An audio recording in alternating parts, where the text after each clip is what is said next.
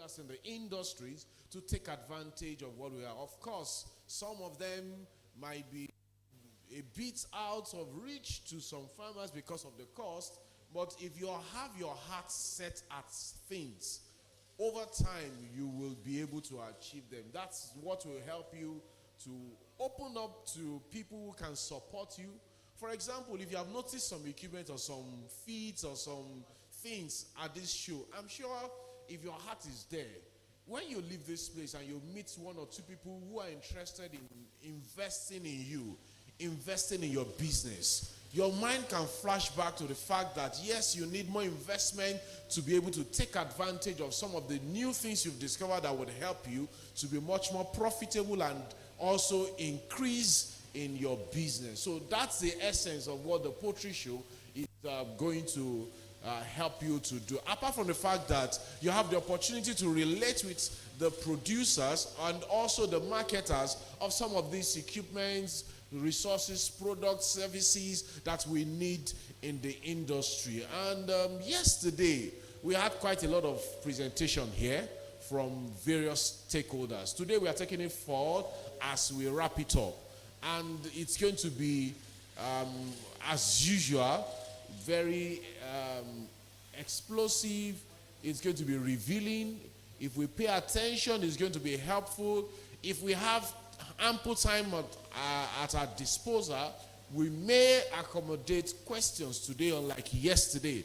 Because yesterday what we did was, once presentations are over, we asked participants to walk up to those who presented or go to their stand and discuss with them, because we started quite late. I think yesterday we started around 11 or past 11, and we had a lot of them that were now on the queue to, as against them presenting much earlier than the scheduled time. So if we have that time this morning, we may be able to just entertain some questions while we wait for the other companies who want to present. I know I've seen representatives of Ola Magric Nigeria Limited. I'm not sure I've seen Grand Cereals Limited. If you are here, please let signify so that I would know. Okay, the Grand Cereals is not here yet. The syndicate session, the panelists, and all that we're going to have. Also, some of them are not here yet. We'll have just introduced them. We are supposed to have a discussion by Dr. James Babawa along the line. I'm sure some of us know him already, in maybe at our zones, at our different localities. He's a formidable voice in the poultry industry, helping farmers to be able to take advantage of resources and techniques that will help them to provide much better. He was here with us also yesterday, and he will be here again today. Then CHI Farms, I'm sure they are not here yet. They'll be looking forward to a later time in the day. Okay, and from there we'll move on. I understand some people, two announcements, and some people asked for certificate of participation yesterday, or certificates of attendance, as the case may be. Well, if you are one of those who need a certificate, I wouldn't know what you are interested in having it for, but if you are interested in having a certificate, please walk up to the registration stand and indicate, because the few people they've printed are those who in interest in having a certificate, and I understand it's also at a cost. It's not part of the registration fee. So if you want a registration, a certificate of attendance or participation, please walk up to the registration stand in front of the exhibition marquee, and they will get you sorted out. Then, did I hear a question? Okay. Secondly, this place was littered with a whole lot of things yesterday. Please and please, we will crave your indulgence and plead with you to properly dispose waste. If you use anything, nylons, plastics and all that, there are trash bins, there are nylons, we can put them in properly so that the place will not look littered.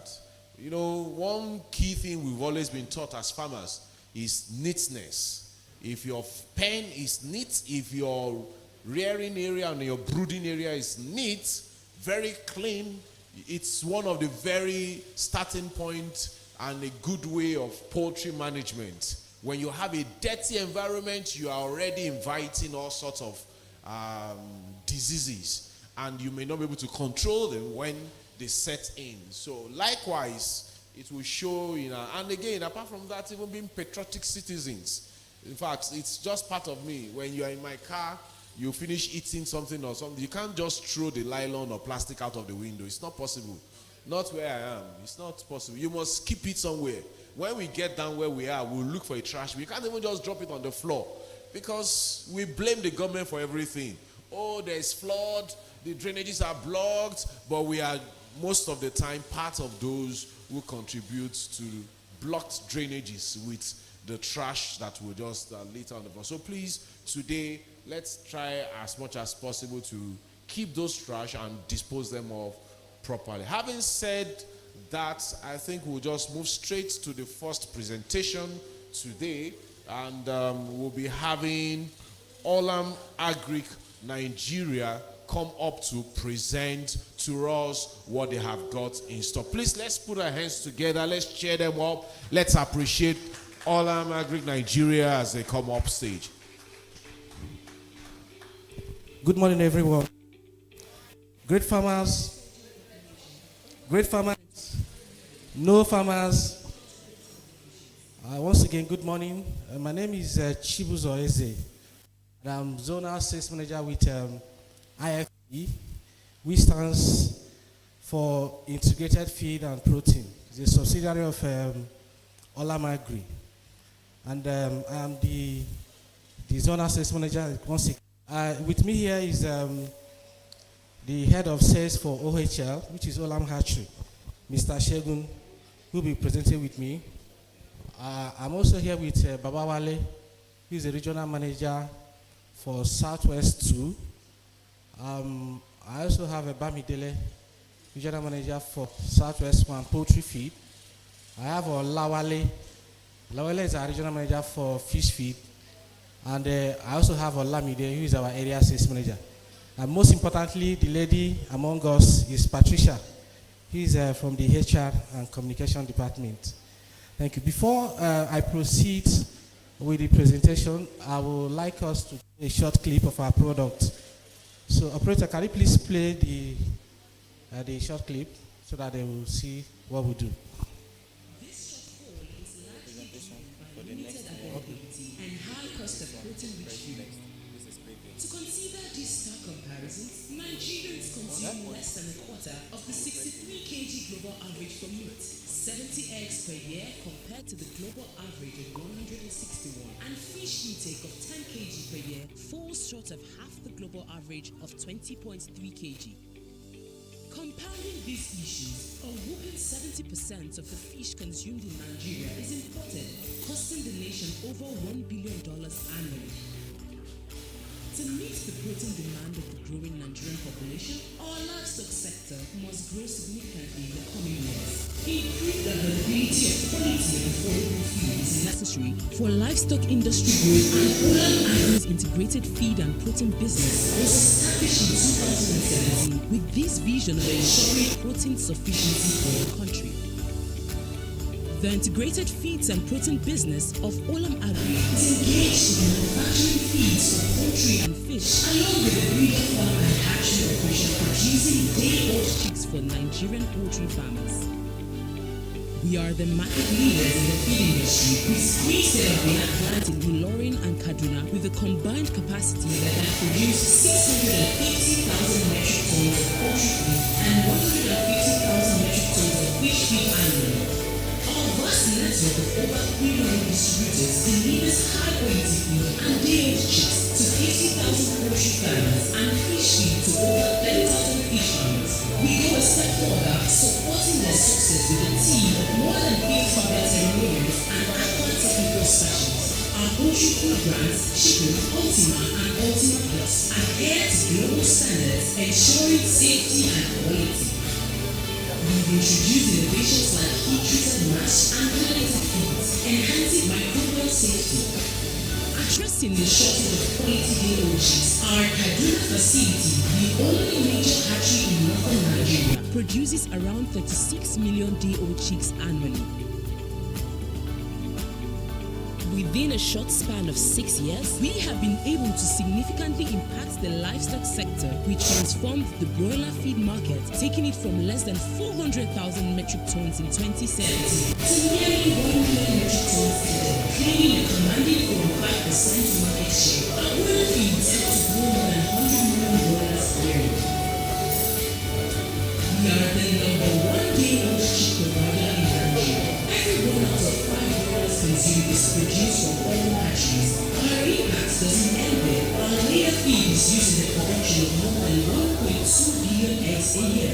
That's over 3.2 million every single day. Similar to our transformative impact within the poultry industry, we have catalyzed the near tripling of the catfish sector in the last 7 years of operation. Our facility in Ilorin has significantly increased Nigeria's feed milling capacity, thereby reducing reliance on imports. Every 1 out of 2 catfish consumed in Nigeria are nourished by one of our catfish feed brands, Poultry, Aquarius, Ecosmos, and Alpha Crops. While working to develop the livestock sector in the country, we play a significant role in several other value chains. We are the largest procurers of corn, soybean meal, groundnut cake, wheat, and rice bran, among others. Our robust global supply chain secures important animal proteins, vitamins, and additives from over 50 countries, ensuring high quality at optimal pricing. To ensure continuous soybean meal and quality we are commissioning the largest and most sophisticated 1,000 tons per day soya crushing facility. An important aspect of the project will be driving the soya. Okay, thank you. So, like I said earlier, I'm from the IFP, Integrated Feed and Protein, subsidiary of okay. So, in Olam Agri, the IFP, we have 3 business categories, which is the animal feed, which is the same as the poultry feed, the aqua feed, which is the fish feed, and the animal protein, which is OHL.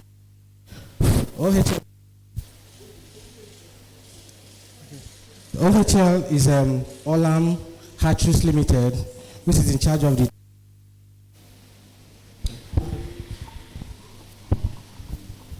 Olam Hatcheries Limited, which is in charge of DOC production.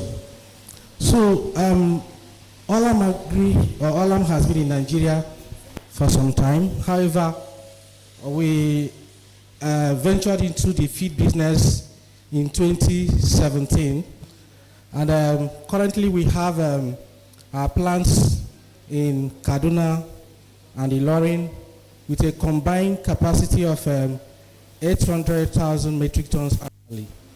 For the poultry feeds, the capacity is an average of 660,000 metric tons annually, while the aqua feed is average of 150,000 metric tons annually.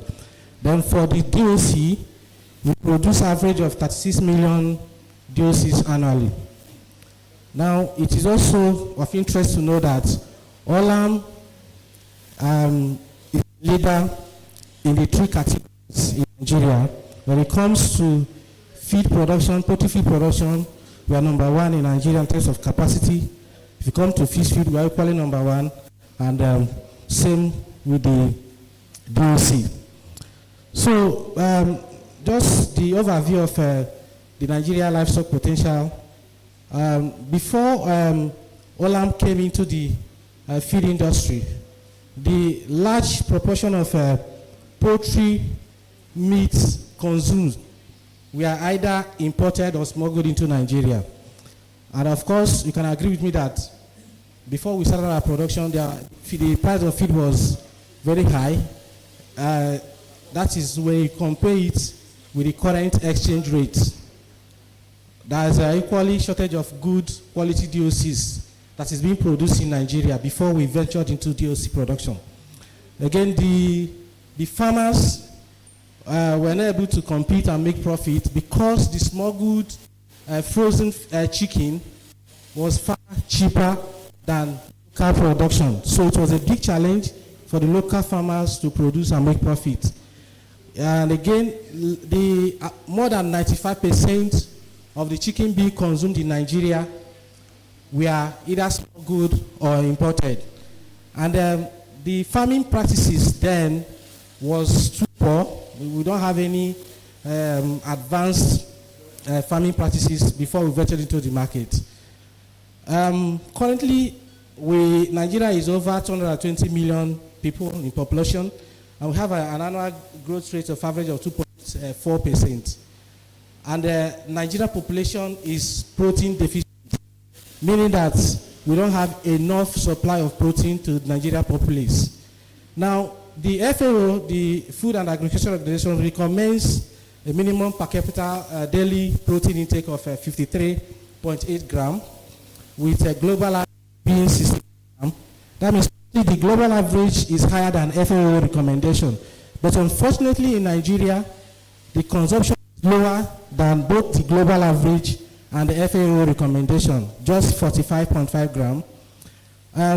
When we talk about egg consumption, the average egg consumption for Nigerians currently is 70 eggs per day, as against 161 egg being consumed on average globally, meaning that Nigerian egg consumption is even half of the global average.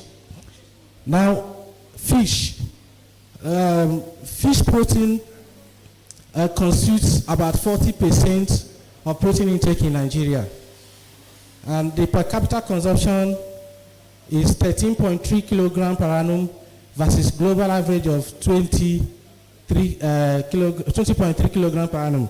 That means Nigeria is quite deficient in fish consumption. Okay. Now, our achievements so far. Now, we have contributed in improving the health and nutrition of Nigerians by driving local protein production. So I think you should give us a clap for that. Now, currently, Olam broiler feed helps to grow more than 100 million broilers yearly for the Nigerian population. So the feed that is coming from the Olam plant is feeding minimum of 1 million broilers annually in Nigeria. And Olam have transformed the broiler feed market. Before we the market, the feed market for broiler is about 400,000 metric tons that is produced annually. But currently the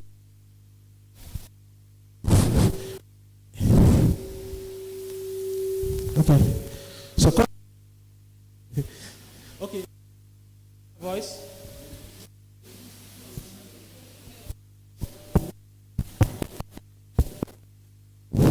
Okay, currently the from 400. Okay. Currently, the broiler feed markets have grown from 400,000 metric tons annually to over 1 million metric tons, and this is attributed to the impact of Olam in the market. And also, for every one broiler being consumed is coming from our hatchery. So it means that Olam is producing the 1/5 of DOC of broiler in Nigeria. Meaning we are number one DOC provider in Nigeria. Now our layer feed is used to produce more than 1.2 billion eggs a year. And that is more than 3.2 million eggs per day. For the layer category,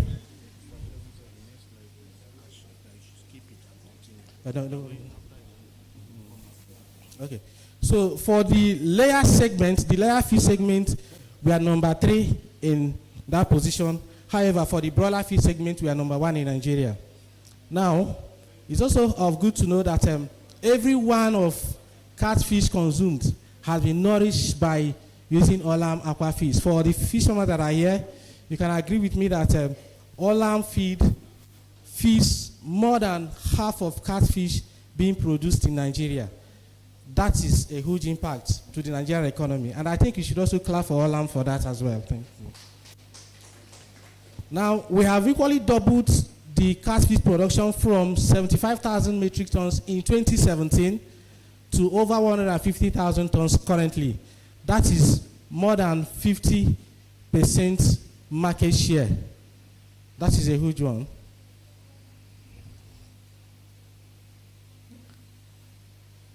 Okay, so for our poultry, like I said earlier, we have our plant in Kaduna.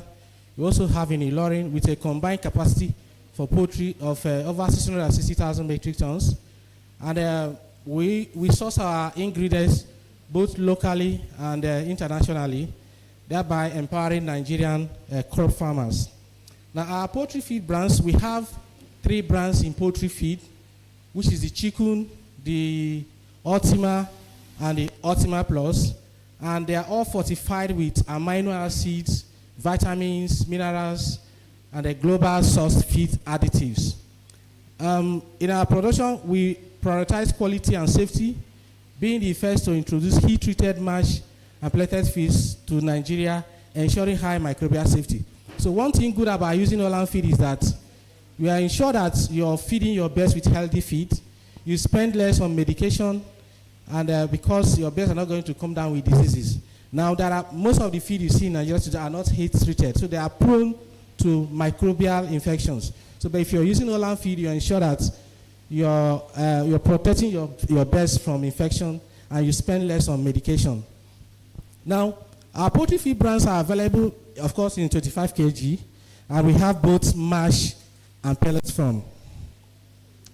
Now, for the broiler feed brands, we have 3 brands in broiler feed.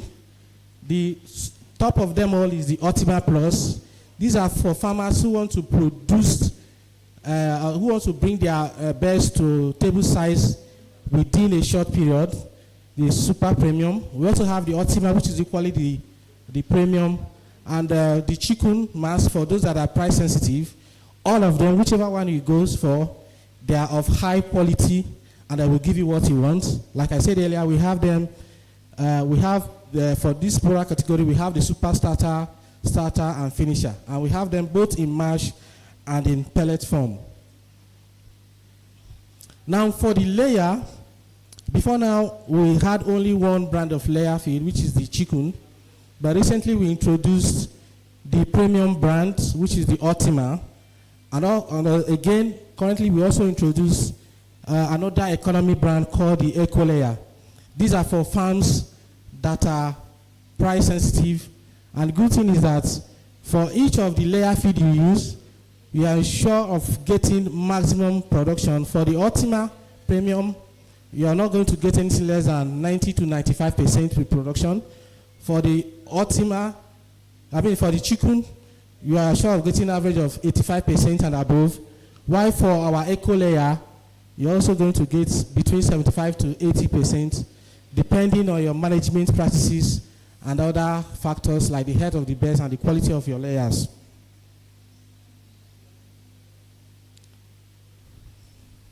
Now, for the fish feed, we have 4 brands in our fish feed category. The top of them are being the Aqualis, which is the Super Premium. We also have the Blue Crown, which is the Premium, and the Eco Floats and the Alpha Plus, which are the economy brands.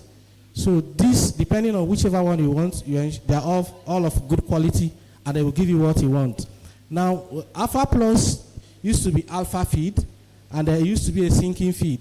But because of the clamor by the farmers that they want a floating feed that is of economy price, we have to upgrade the alpha feed to a floating feed. So currently, the alpha feed that used to be sinking is now, you're sure of a floating of about 80 to 90%, while the Aqualis, Blue Crown, and Eco Float are all floating feed 100%. We equally have the starter feed for Aqualis ration. Of course, you know that before now, 100% of the starter feed in fish feed are all imported. because no Nigerian company has ever dared to produce the starter feed because of the technicalities involved. In fact, those who have tried this in the past had to stop because of the complications. But Olam is the only Nigerian company that is producing starter fish feed in Nigeria. And for those that are using it can testify that it performs even much better than those imported feed with a very good pricing. So please help clap for Olam for this, please. Thank you.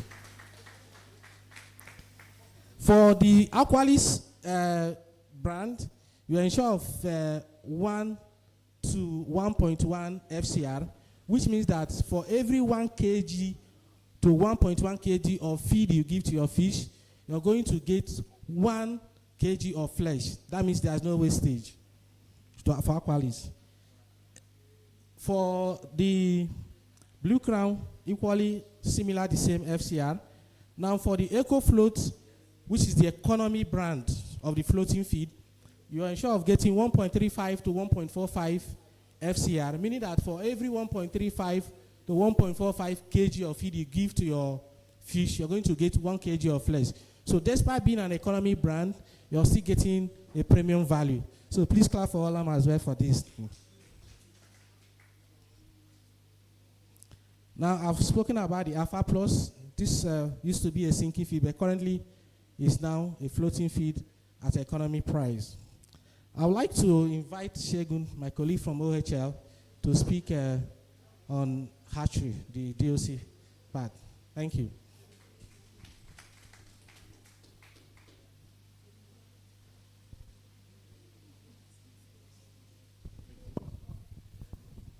Thank you very much, Chibuzo. Okay. Good morning once again, everybody.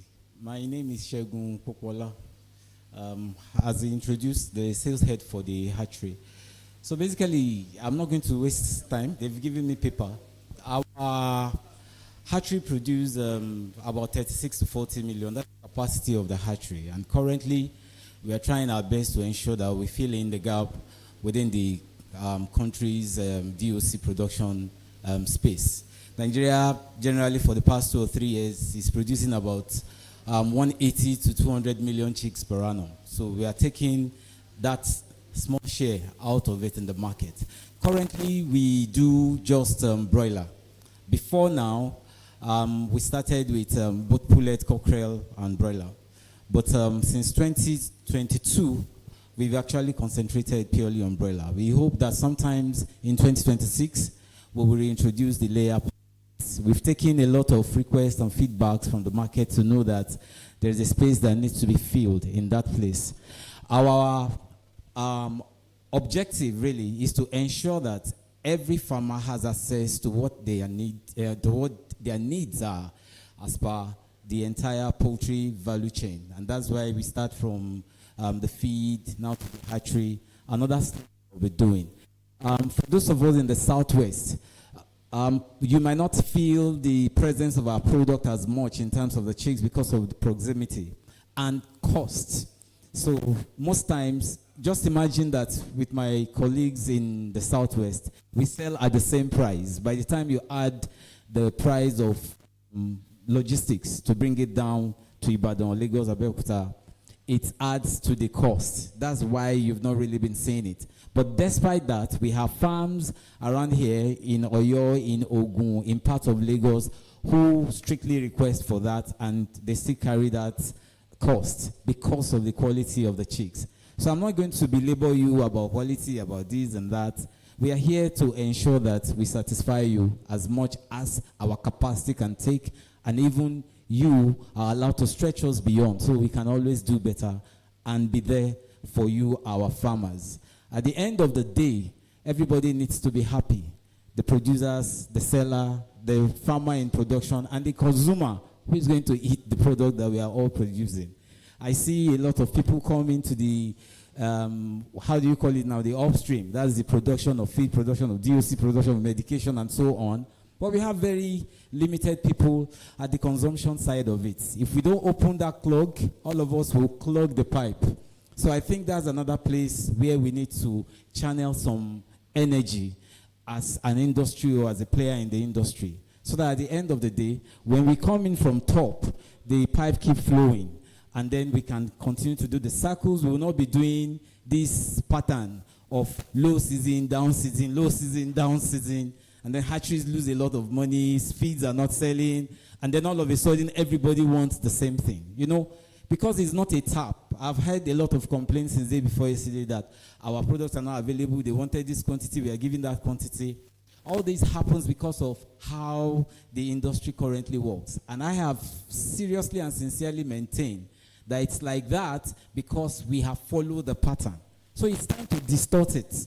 Players like Olam and so many others within the industry, it's time for us to now come and ensure that we open up the consumption part. I tell you for free, the cost per kg of chicken is less than the cost per kg of beef. Probably less than cost per kg of some kind of fish also. So I keep asking, why are we not consuming? Right? Olam Hatchery is there to provide the chicks and ensure that our farmers have something they can rely on in terms of business. We support them with training and everything that they need as per what we can provide, and then everybody can all be happy. That's the whole essence of this. Thank you. I would like to take questions if there are. The MC is already on my neck. Any question? Thank you very much for your time. Thank you very much. Let's put our hands together for them very well. So please, we would like you to visit our stand to meet with our representatives and get all our contacts and know more about our product. Thank you. Thank you very much. And I love one smart thing they said, that will help the farmers and also for them that they'll be able to expand as much as their capacity can also take, and they said so many things. They've also agreed to the fact that people have challenged them. They've not been able to meet up with the demand currently and all that. So I wouldn't know. Olam, are you aware that we want to have a summit at the beginning of next year to sort out these things? Poultry Nexus. That's strange. Almost every hatchery, feed producers and all that have been informed. We also announced it here yesterday. The game or the plan of the game is that by the last Wednesday of January, we want to have a discussion in this MOOPL and structure out how we want to leverage on our own strength of membership.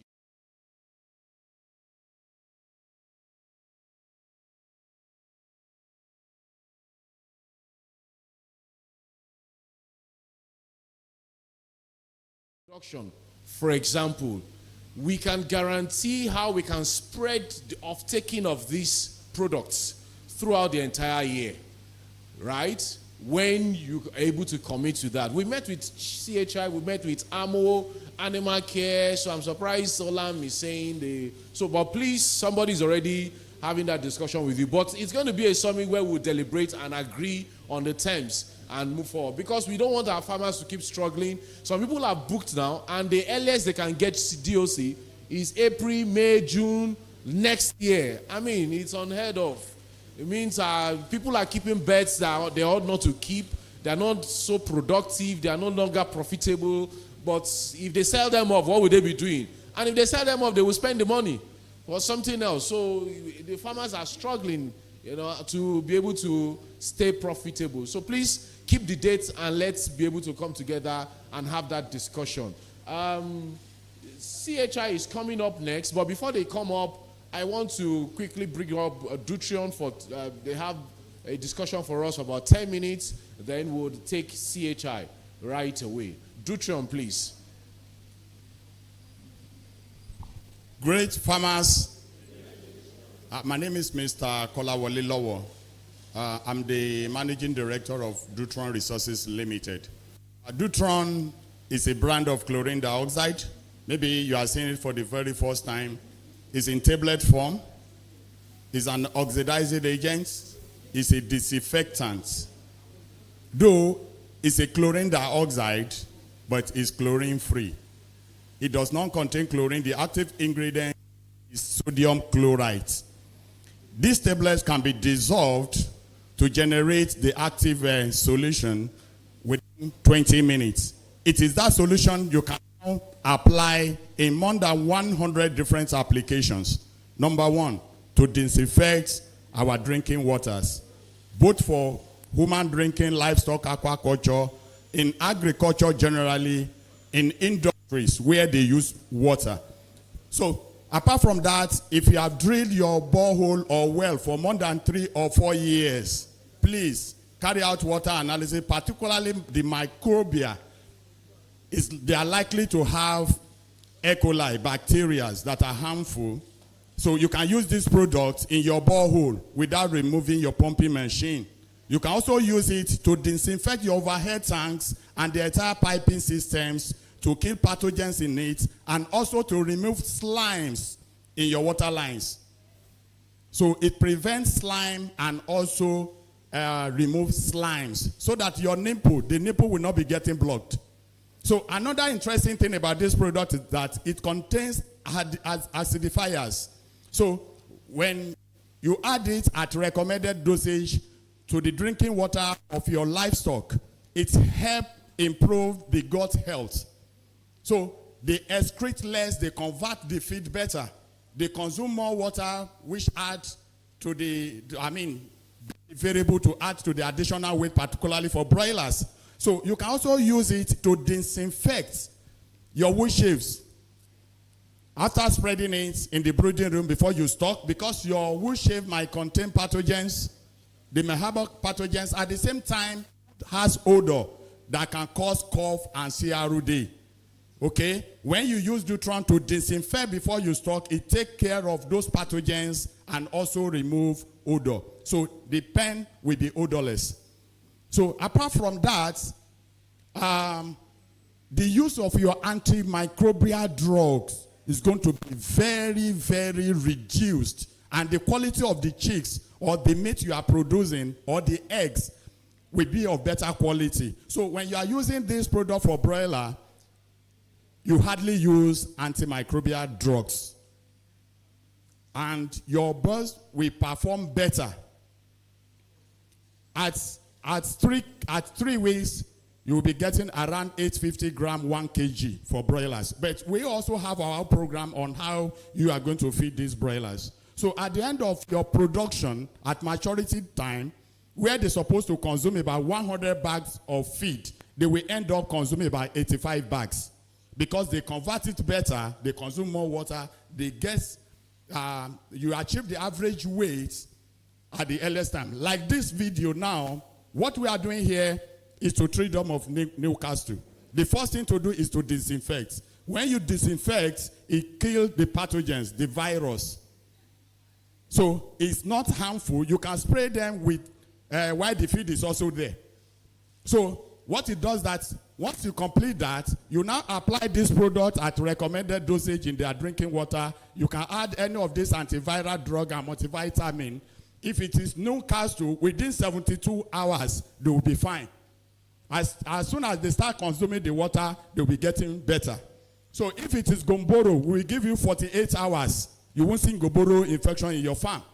So most of our customers that are into broilers or they brood, we give them the guideline and how they can easily identify early symptoms of viral infection so that they can quickly combat them without losing a single bird.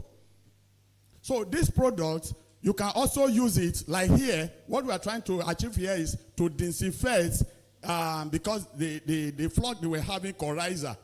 So we also use this during the treatment of coryza. So any infections that are caused by pathogens, so this product can be effectively used to combat it. You can combine it with drugs as well to make it more effective, but it must be used at recommended dosage. So you also use this product in aquaculture. So where you don't need to be running flow through or changing water for weeks. So it prevents odor, it prevents slimes, and the fishes, they grow faster. So we also use it in crops, plants, to aid seed germination, to prevent infection or treat fungal, bacterial, viral infection that affect vegetables on the field. So this product has been tested by the Federal Ministry of Water Resources in Nigeria and recommended for both municipal and household use. Like this is tomato viral infection. So people believe that it has no cure. So you can, that they were wielding, after 9 days, it's what you achieve. So early symptoms of it is better. So originally, what farmers normally do is to uproot one after the other. So, but with Dutron, it takes care of pathogens, infections. You can also use it against nematode in your soil. So, including bacterial weeds. You can use it for wastewater treatment that stinks, that have odor. You can use it maybe where you have dump that odors are emanating. The fecal matters of your birds from the farm where you dump them and there are a lot of odor. You can use this and spray it on it. Instantly, it takes away the odor. So the odor will only return when you pollute the place again. Otherwise, the odor will go off completely like that without returning back. So at this junction, I want to ask, is there anybody here that have used Dutron before? Anyone? Can you share your experience? What do you use it for? Broiler. So what was your experience? Mortality, the growth? Fantastic. Any other person? Broiler. Zero mortality. How was the growth? How was your profit? Better than what you used to do?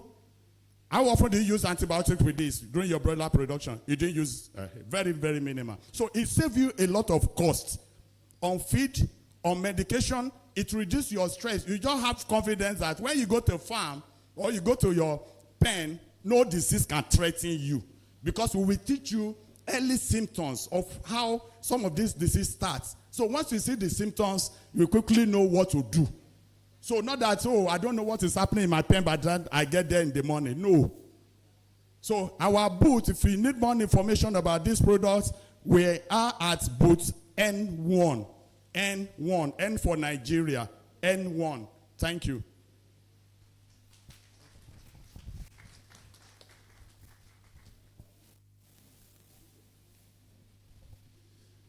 Thank you very much, Dutron, for that. Please visit them and get more information about what you need. Yesterday, we mentioned that for those who are farmers here but are not in any of the Poultry Association of Nigeria state chapters membership, please, if you need to sign up, you can go to D4 in the main marquee where we have the exhibitors behind, what's the name of this first one in front when you enter now? Just opposite Animal Care, yes. Just you find a desk there for you to be able to register to become members of any of the Poultry Association of Nigeria state chapter. Please, can we have CHI Farms come up for their presentation? Please, let's put our hands together for them, please. Let's put our hands together. Good morning, everybody. As you know, Chief Farms, we are into many parts. Anything that has to do with poultry, we are there. Be it vaccine, day old, poultry equipment, incubators, and others. So one of our partners will be coming up this morning. So it is one of the people who distribute their vaccines. So they have 2 presentations. Thank you. Thank you very much. Good morning, everyone. Good to be here this morning.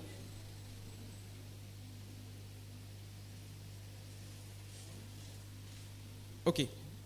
Yeah. Once again, good morning. My name is Nii Bankole, and I work for Zoetis. Happens to be a distributor in Nigeria. So I work as a technical manager for English-speaking West African countries. So this morning, I'll be talking on 2 of our key vaccines. Okay. Yeah, which is, the first one is Povac E. coli, the only live E. coli vaccine available globally. I'm sure some of you will be asking questions. Is it safe? Can I use it on my farm? but I can assure you this vaccine has been registered in Nigeria. We launched this vaccine during COVID, and we have sold extensively in Nigeria in layers and breeders and very few commercial broilers.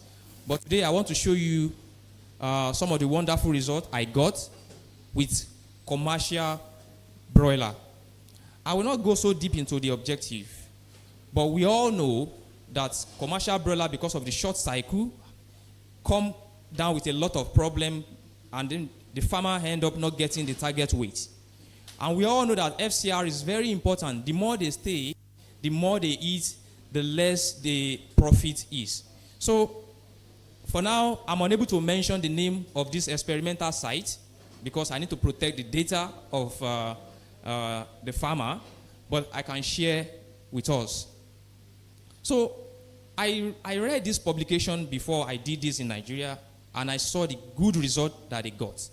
But one of the things we need to know is the fact that we need to improve livability, we need to improve the FCR and the weight gain, and at the same time, antibiotics is becoming something obsolete because in the nearest future, people will be clamoring for food safety, which antibiotics will not be, allowed in our meat again. There are a lot of noise about antibiotics. So what are the alternatives? Vaccine is one of such alternative.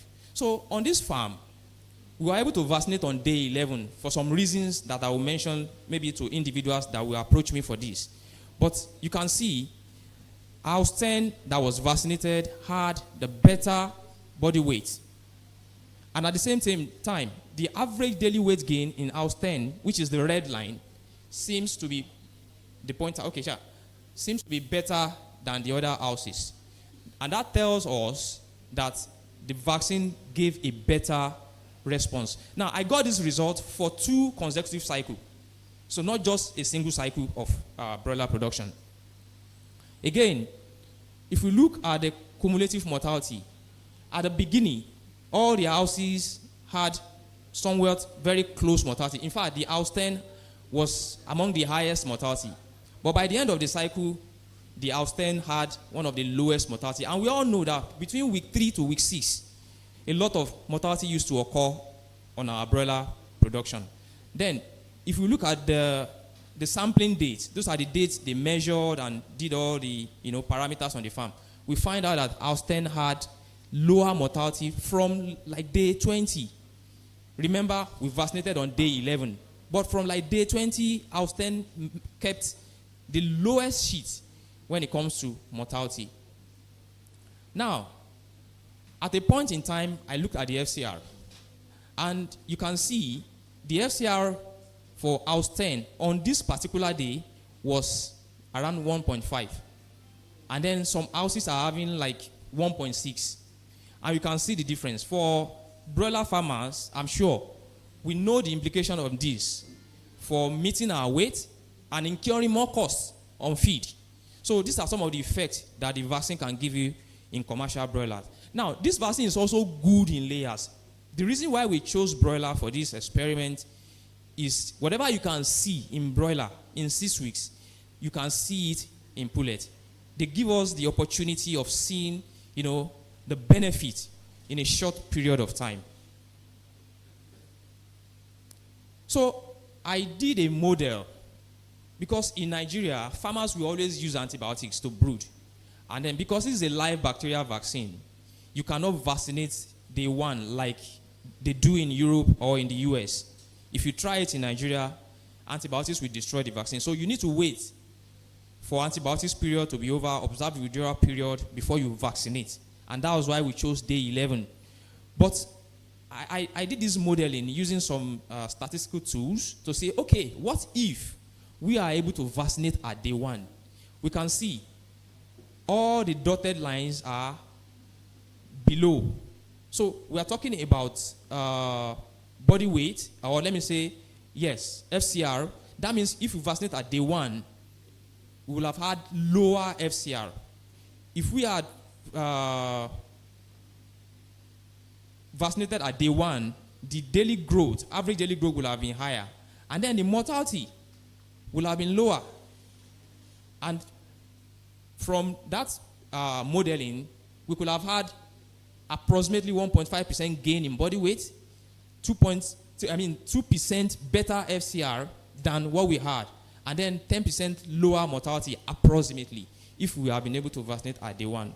So, like I said, this vaccine has been used extensively in a lot of breeder farms in Nigeria and some commercial farms, but there are more opportunity for farmers to explore from this vaccine in commercial broilers, especially with reference to the future of antimicrobial usage in Nigeria, which globally is becoming something that is no longer fashionable. So for layers, with the use of this vaccine, you start to keep more birds. That means your mortality will drop. So if you have been having, let's say, 7% mortality by the end of a layer cycle, this vaccine can drop your mortality by up to 3%.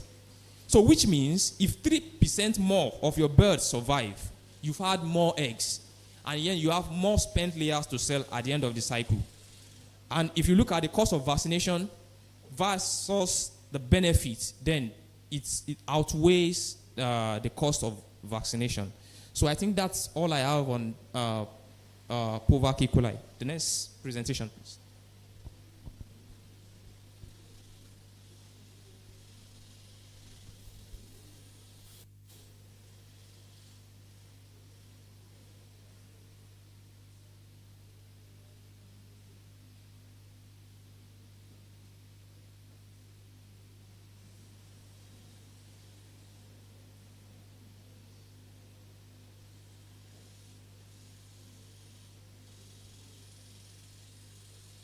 Yeah, thank you. So my next presentation is also very brief, and this is about immune complex vaccine. Now, I talked about E. coli recently. Now I'm talking about an immune complex vaccine for Gumboro. All these vaccines can be administered in the artery, except of E. coli because of our antibiotics usage culture. But for this is a typical artery vaccine. It's being given in the artery against Gumboro. Don't let me bother us with this. So, why do we give this vaccine, immune complex? It's also a live vaccine, but being, together with some proteins that's able to protect this vaccine. So, why do we give it? Maternal antibody is of good opportunity and at the same time a challenge to vaccination, because this is the antibody that protects the chicks against Gumboro for the first few days of life. And it is this same antibody that has rendered a lot of our vaccination to be failed. Most of the vaccines that we use are not bad, they are good. But when you don't time your vaccination properly, this same antibody that you have in these chicks will be the one to destroy the vaccine. And then they obtain it from the parent stock, which is normal. So when you have chicks at day one, the maternal antibody is very high. Let's assume this is day one. It's very high. But as they grow older, it keeps dropping. Then it drops to a point where we call breakthrough point. Now, this breakthrough point varies for different vaccines. If you have intermediate plus, the breakthrough point is lower. Intermediate is lower. Intermediate plus is a bit higher. Intermediate plus plus is higher. So, the hotter the vaccine, the higher the breakthrough point. But how do we know all these things? Because a lot of us don't have access to laboratories, or maybe we are not used to it. So most of our vaccination has been done at the wrong time. And then the maternal antibody has destroyed the vaccine and then rendered our flock, open for Gumboro virus. So in most cases, when you say, yes, I vaccinated some days ago, I had an outbreak today, the vaccine is not good. No, I don't agree, because a lot of these companies put a lot of effort into their vaccine. Majority of such cases are based on the wrong timing of vaccination. And we all know that when we take chicks from the artery, our chicks are coming from, eggs from different PS stocks, carrying different level of maternal antibody. In such case, what you see is you have 40% mortality, 50% mortality. That is based on the variation of the maternal antibody. So, The solution to this is immunocomplex vaccine. It's immunocomplex vaccine. So how is this vaccine able to cover this gap? Now, this is maternal antibody. The chicks are dropping the level of maternal antibody that they carry. But if you give immune complex to these chicks, it stays in their system. Because it is covered, it's not being destroyed by this maternal antibody. It is there waiting until the maternal antibody drops to a level that is suitable for these chicks. Then the vaccine comes out and starts to offer protection without leaving any gap for infection. Let me see if I have something better.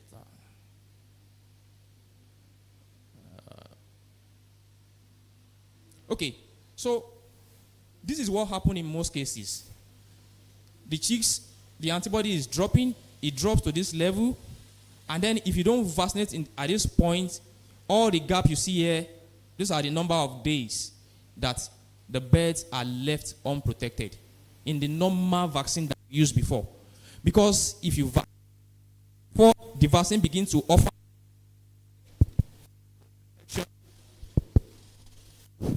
before the vaccine begins to offer its own protection, there's a gap, and within that gap, Gomboro can.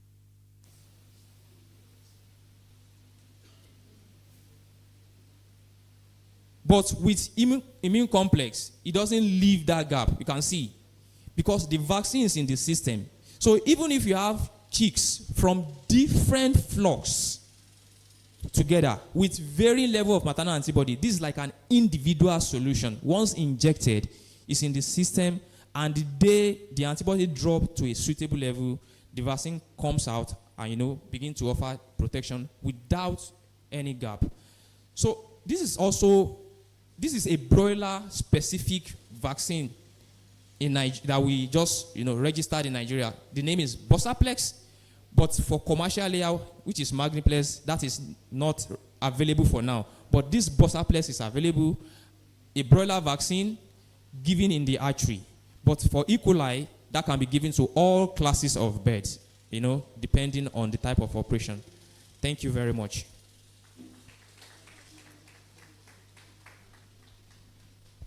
I don't know if there are questions in the absence for the Soetis vaccine. Is there any question before we go to the last presentation? If there is none, Dr. Joyce, please come and continue with the next presentation. Thank you, sir.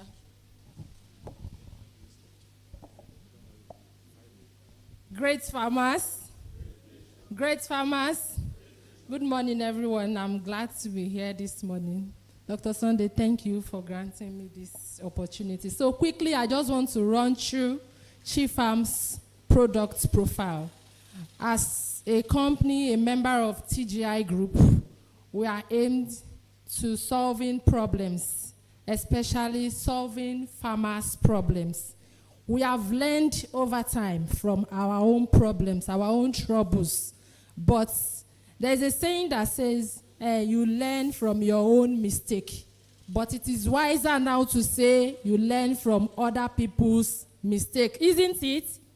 Isn't it? Yes. So we have made a lot of mistakes as chief farms. And we don't want you to also make that same mistake. Because our focus is sustainability. If we keep making mistakes, we deplete the natural resources for the future generation. So we don't want you to make those mistakes. So we just really want to run through our product profile so that you know all those things that will deliver solutions to your problem. Next slide, please. Okay? So, yeah, I think I've said this. So I won't talk more on this again. Zoetis vaccines. Of course, Dr. Kenny has ran through this. We have disinfectant products. You would agree with me that if you have the best of vaccination program, and the best drugs, the best medication programs, if you don't put biosecurity measures in place, it will amount to nothing. So disinfection is a very crucial aspect of farm biosecurity. We keep mentioning biosecurity, biosecurity, biosecurity. It is the first line of approach. So we have, please back to the previous slide. Disinfectant product, we have Vincokill. Vincokill is a phenol-based antibiotics. So, and it is used for disinfecting your environment, the farm environment, your wood shavings. You use it to treat it. Any of your bedding material, whether wood shavings, whether sawdust, just use Vincokill and to treat your wood shavings before spreading your chicks. Then we have Vincoquat. Vincoquat is made up of quaternary ammonium compounds. It is also a very strong it's also a very strong disinfectant. Viral Super as well is a peroxidine-based disinfectant. All these works against bacteria, virus, fungal. Let me go back to Vincokill. Vincokill especially also works against mycoplasma. You know mycoplasma don't have cell wall. Because this disinfectant, they work based on the cell wall. They attack the cell wall of the bacteria. But mycoplasma don't have cell wall. And that is why it is very difficult to control CRD on your farm. But we have a solution. We have learned from our own problem. We don't want you to fall into the same problem. So we have a solution. If you get Vincokill, you can use it to disinfect your farm. So cleaning and disinfection, it is very, very important. And that is why I'm making emphasis on those disinfectant solutions. So we have Petersheim Incubator. We have global partners, and Petersheim is one of them. So you want to get your Petersheim setters, archers, spare parts, and we also render services. We also train you on how to use these setters. Please feel free. We are here for you, and that is why we took we bore that sacrifice of taking about 5 booths in that place, in the showroom there. We have our from N for Nigeria, N11 to N15. So you will see us there. So also, let me talk about the veterinary diagnostics. We have our lab in Ibadan, Oluyole Ibadan, where you can bring your carcasses. You don't have to wait till you have problems, you start having mortalities. From day-old chick, you can bring your day-old chicks for screening. If you have problems, eventually you can bring your carcasses for postmortem examination and antibiotic sensitivity test. Do not use antibiotics indiscriminately. Bring your carcasses to the lab. Let us tell you what antibiotic the organism is sensitive to. We also do water sampling. We can check your water. We can check the pH level. We can check if you have if your water is hard, if it is not suitable for poultry drinking. As much as we emphasize on quality feed, we also emphasize on quality drinking. Whatever water you cannot drink, please do not give it to your chickens. So bring that water sample to the lab. Let's check if it is suitable for drinking. Also, we have gone into cheap-fish feed. Yes, it is. In fact, some farmers have used it and they gave us a positive response when they visited our booth. Please try our products. So poultry equipment, we have also partnered with Big Dutchman in Nigeria. So we have Big Dutchman West Africa. We are involved in poultry equipment.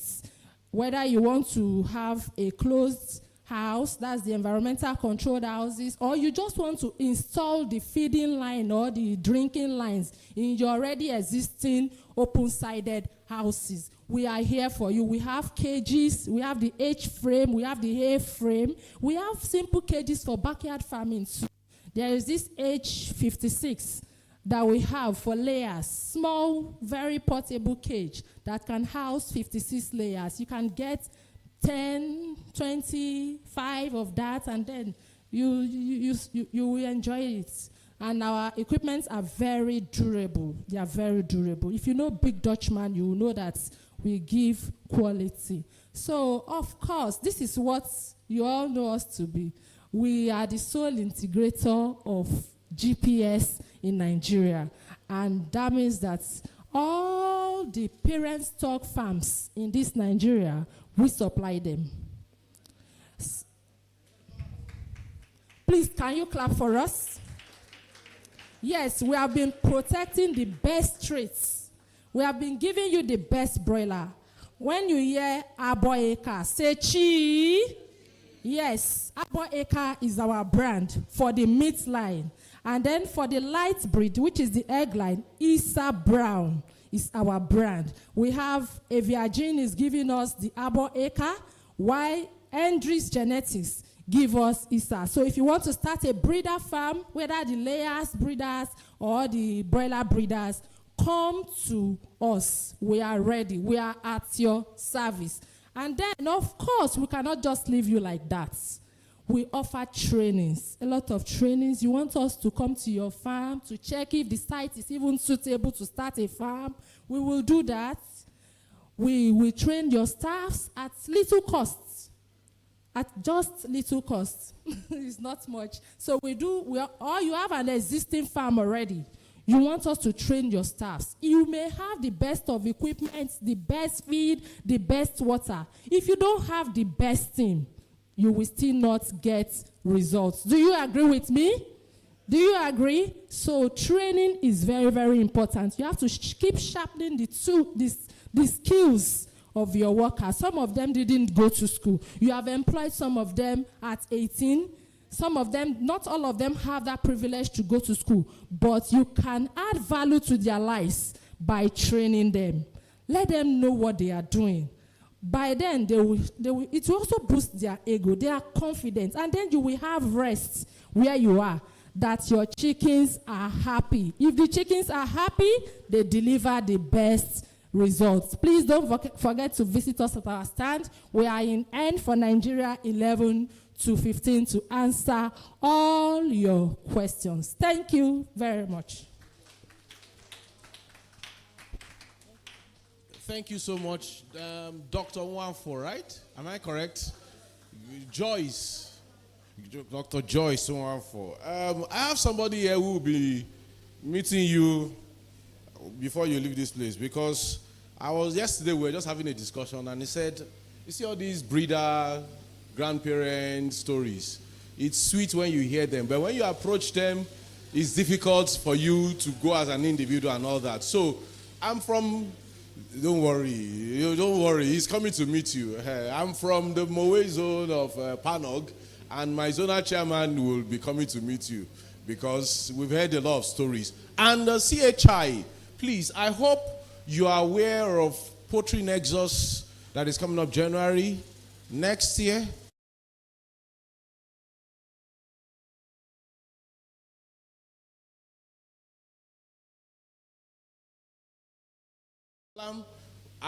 We want to resolve these issues.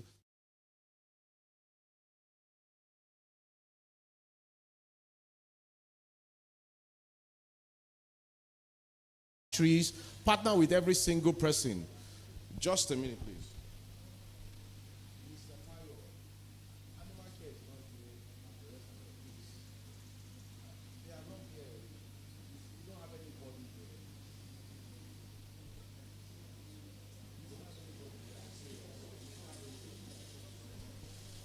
Sorry, I'm trying to communicate with them to tell them the people to present are not here. So, and I don't know is anybody has question for CHI before they leave?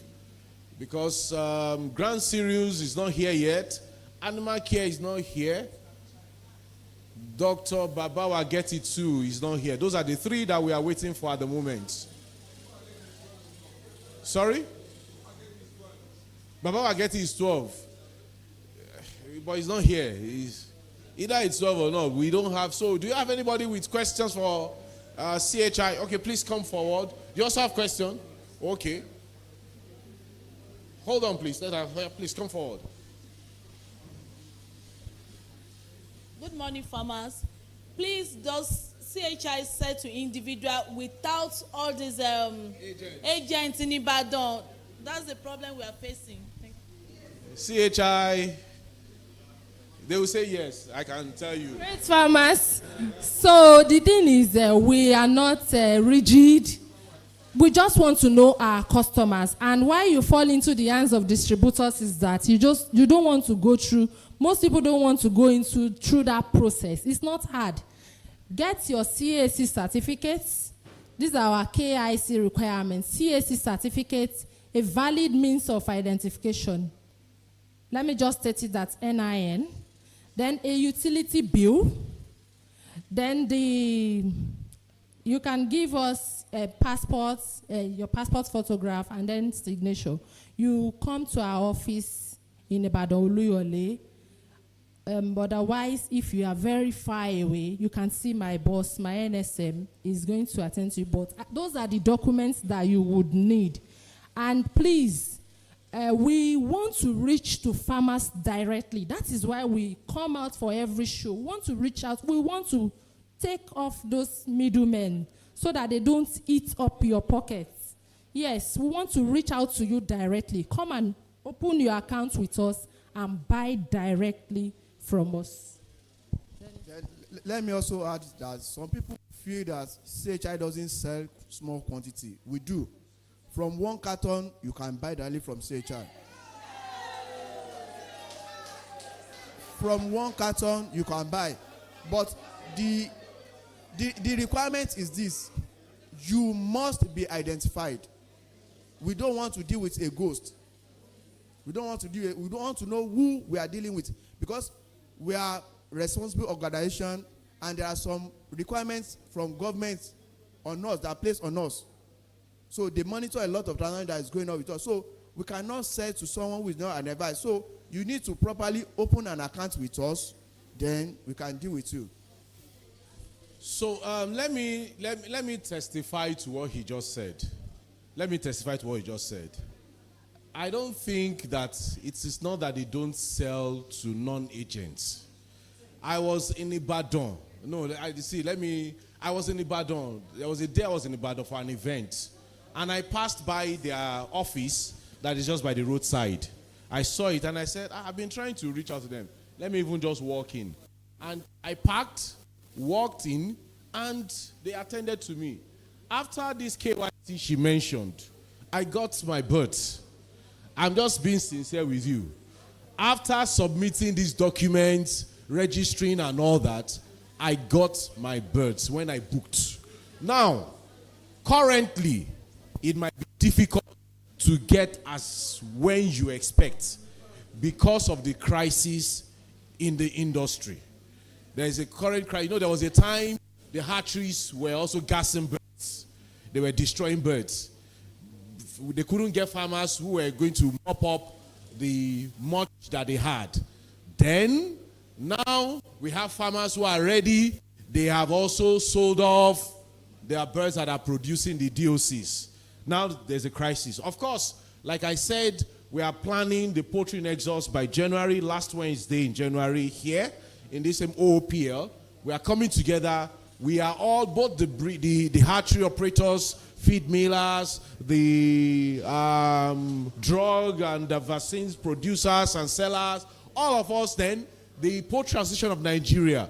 Even if it's just to start with Ogun, we want to use our strength. We want to use our numbers. We want to use the association. We want to use our organization to be able to leverage that supply and guarantee them that we can be able to mop up their supply for the year.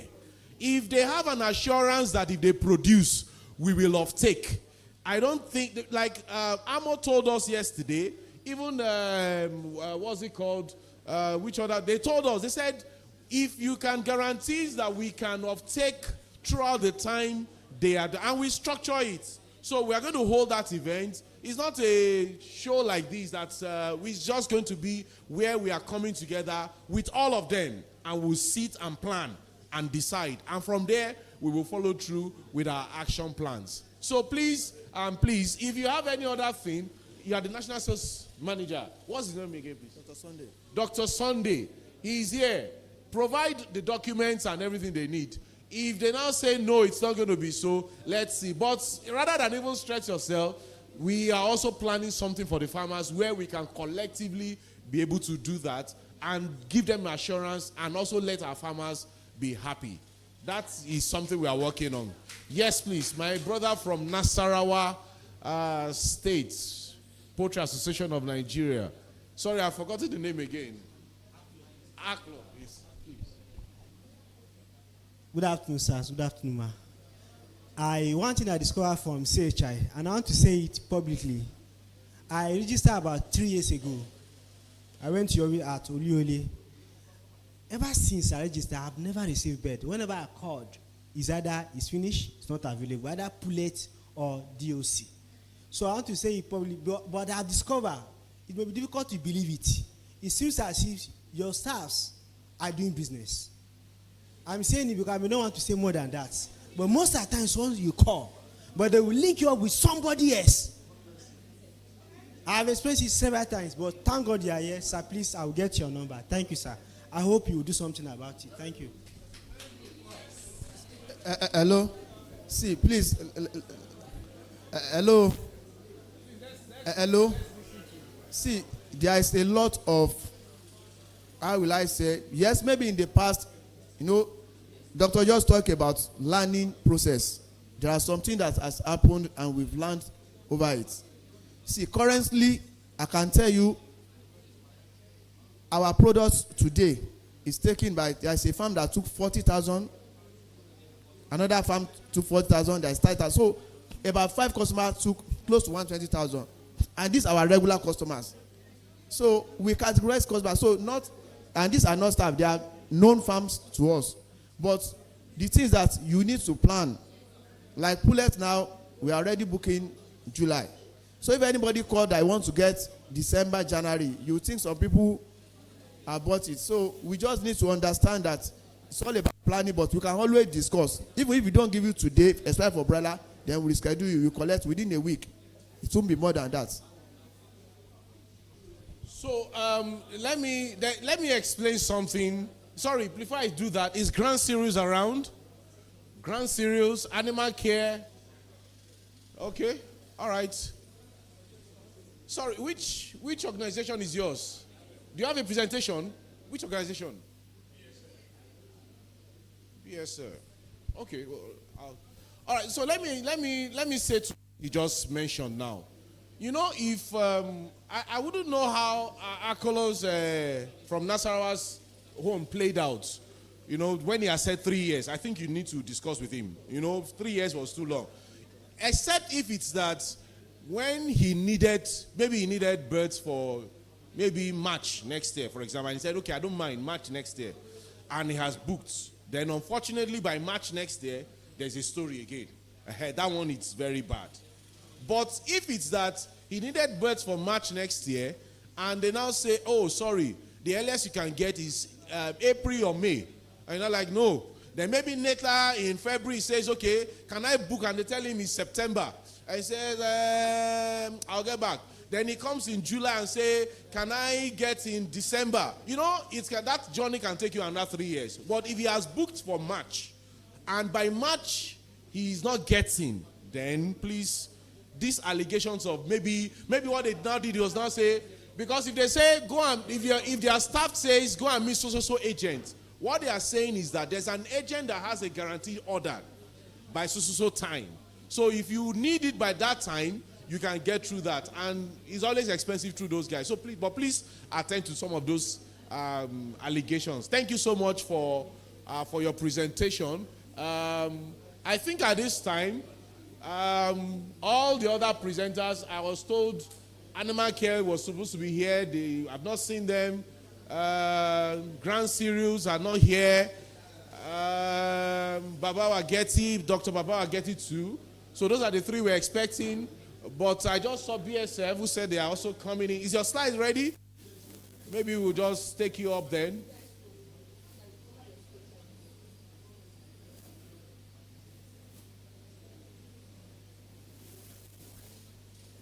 Are you ready?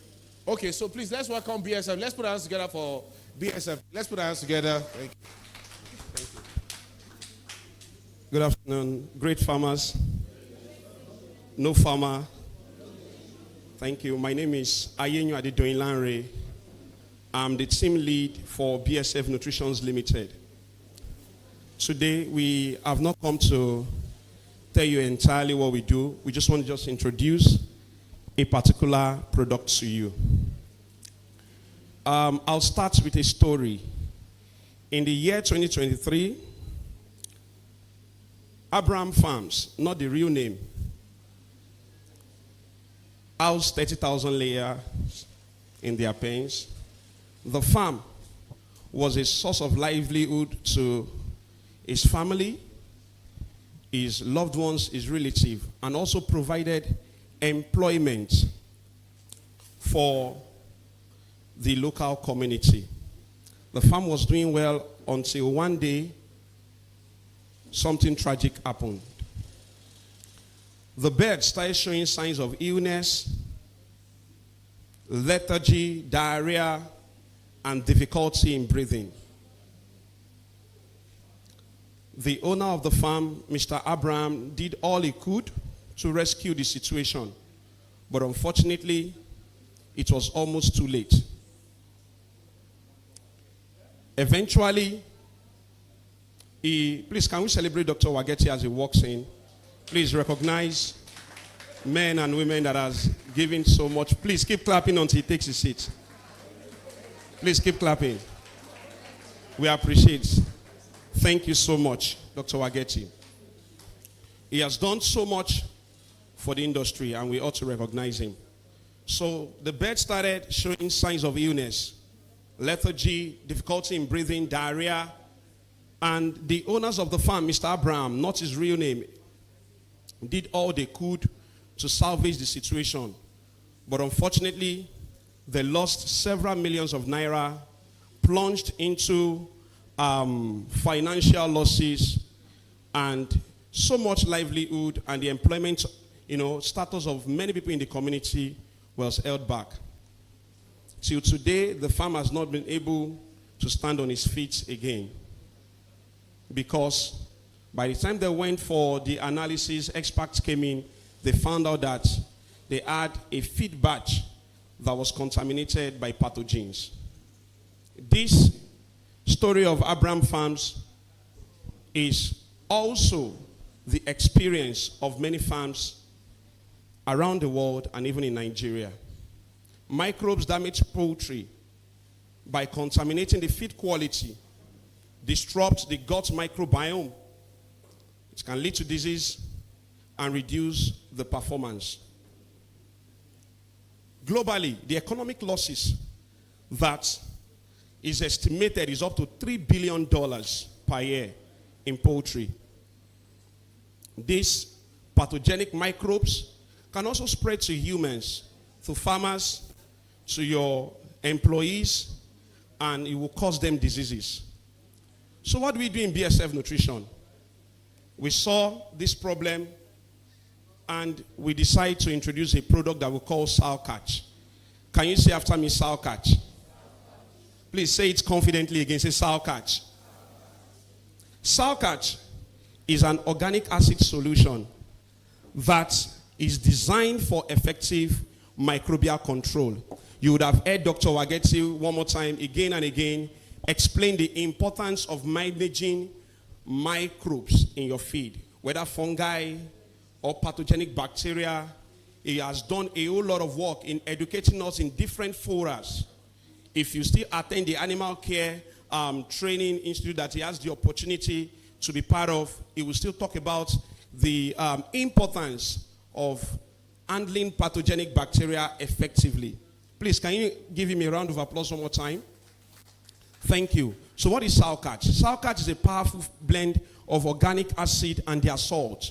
Why are we blending organic acid and their salt? There is a reason for it.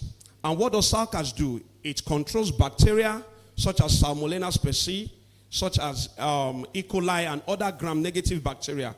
And also, it helps to control fungi like Aspergillus fusarium. These are the fungi that causes what you call mycotoxins. As a matter of fact, mycotoxins are like secondary metabolites of fungi.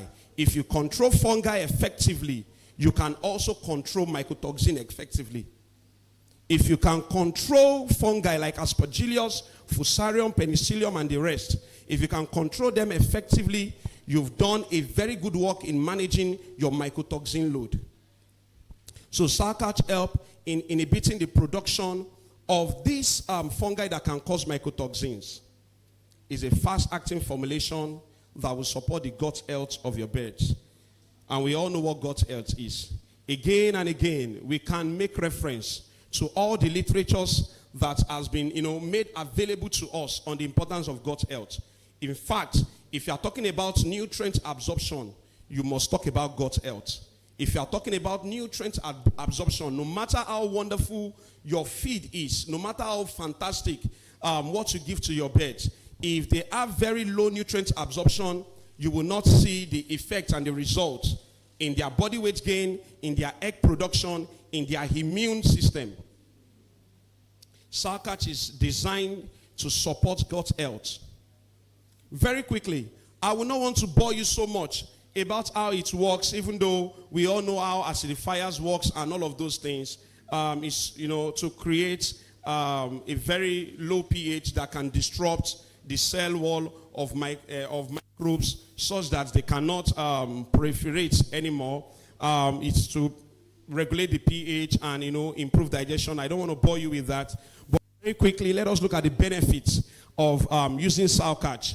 It's a fast antimicrobial it has a fast antimicrobial action because it contains organic acid. You see, sour catch blends organic acid and its salt.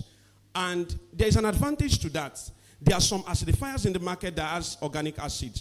Just pure organic acid, fantastic product. But there are also some acidifiers that carries only organic salt, fantastic product. What we've done is to bring both organic acid and its salts together because there are advantages to it. For organic acid, they are very, very fast in action. They can work almost immediately. It has an immediate stop. For organic salts, it has a longer effect. So, organic acid are volatile. They can quickly leave. They can leave after a short period of time. They'll work very, very fast, but they will leave after a short period of time. While organic salt stays longer. It has a longer effect. Sour catch remains active even after a period use. You will enjoy a very good feeling and palatability. Let us look at one or two trials on sour catch. So we won't just say we just came to market a feed. What has been done on it? What are the results? So let's look at this trial. An in vitro trial was conducted to evaluate the effects of sour catch against common poultry pathogens. I'm very, very sure Dr. Wageti is interested in this trial. All right, very, very interested. Poultry feed was spiked with 3 different bacteria, achieving a very high initial contamination of 1 million CFU per pathogen. And 1 batch of contaminated feed was served as control, no additive, no sour catch. To the other contaminated batches, 1 kg and 2 kg of sour catch per ton of feed were added. And the results, of course, by means of triplet were shown in the graph. So for Salmonella inhibition, we see that growth of Salmonella inhibition was inhibited. The blue bar represents the control. The red represents the application of sour catch. So for the blue batch, we could see that after 24 hours, the initial population of Salmonella reduced to about 1.96, and after 48 hours, it reduced further. So sour catch helped in inhibiting Salmonella. Same for E. coli. Same for Clostridium perfringens. Use sour catch, and then you can be sure that you have conquered E. coli in your feed. You have conquered Salmonella in your feed. There was a reduction of bacteria counts due to the addiction of sour catch. Sour catch significantly reduced the bacteria count in all trees. A clear dose response effect can be seen when you use sour catch at 2 kg per ton of feed, as pathogens could no longer be detected in your feed. There is a second trial. There is a third trial, but I won't want to bore us with this since we are all looking forward to the presentation of Dr. Wageti. So if you want more information about this particular product, we are at stand E2 to E9 at the exhibition booth. We can get more information about this product, and you can be sure that you have conquered pathogens. Thank you. God bless you. Thank you very much, BSF Nutrition. Do we have representative of Ground Zeroes? Animal Care? Okay, are you ready? Please.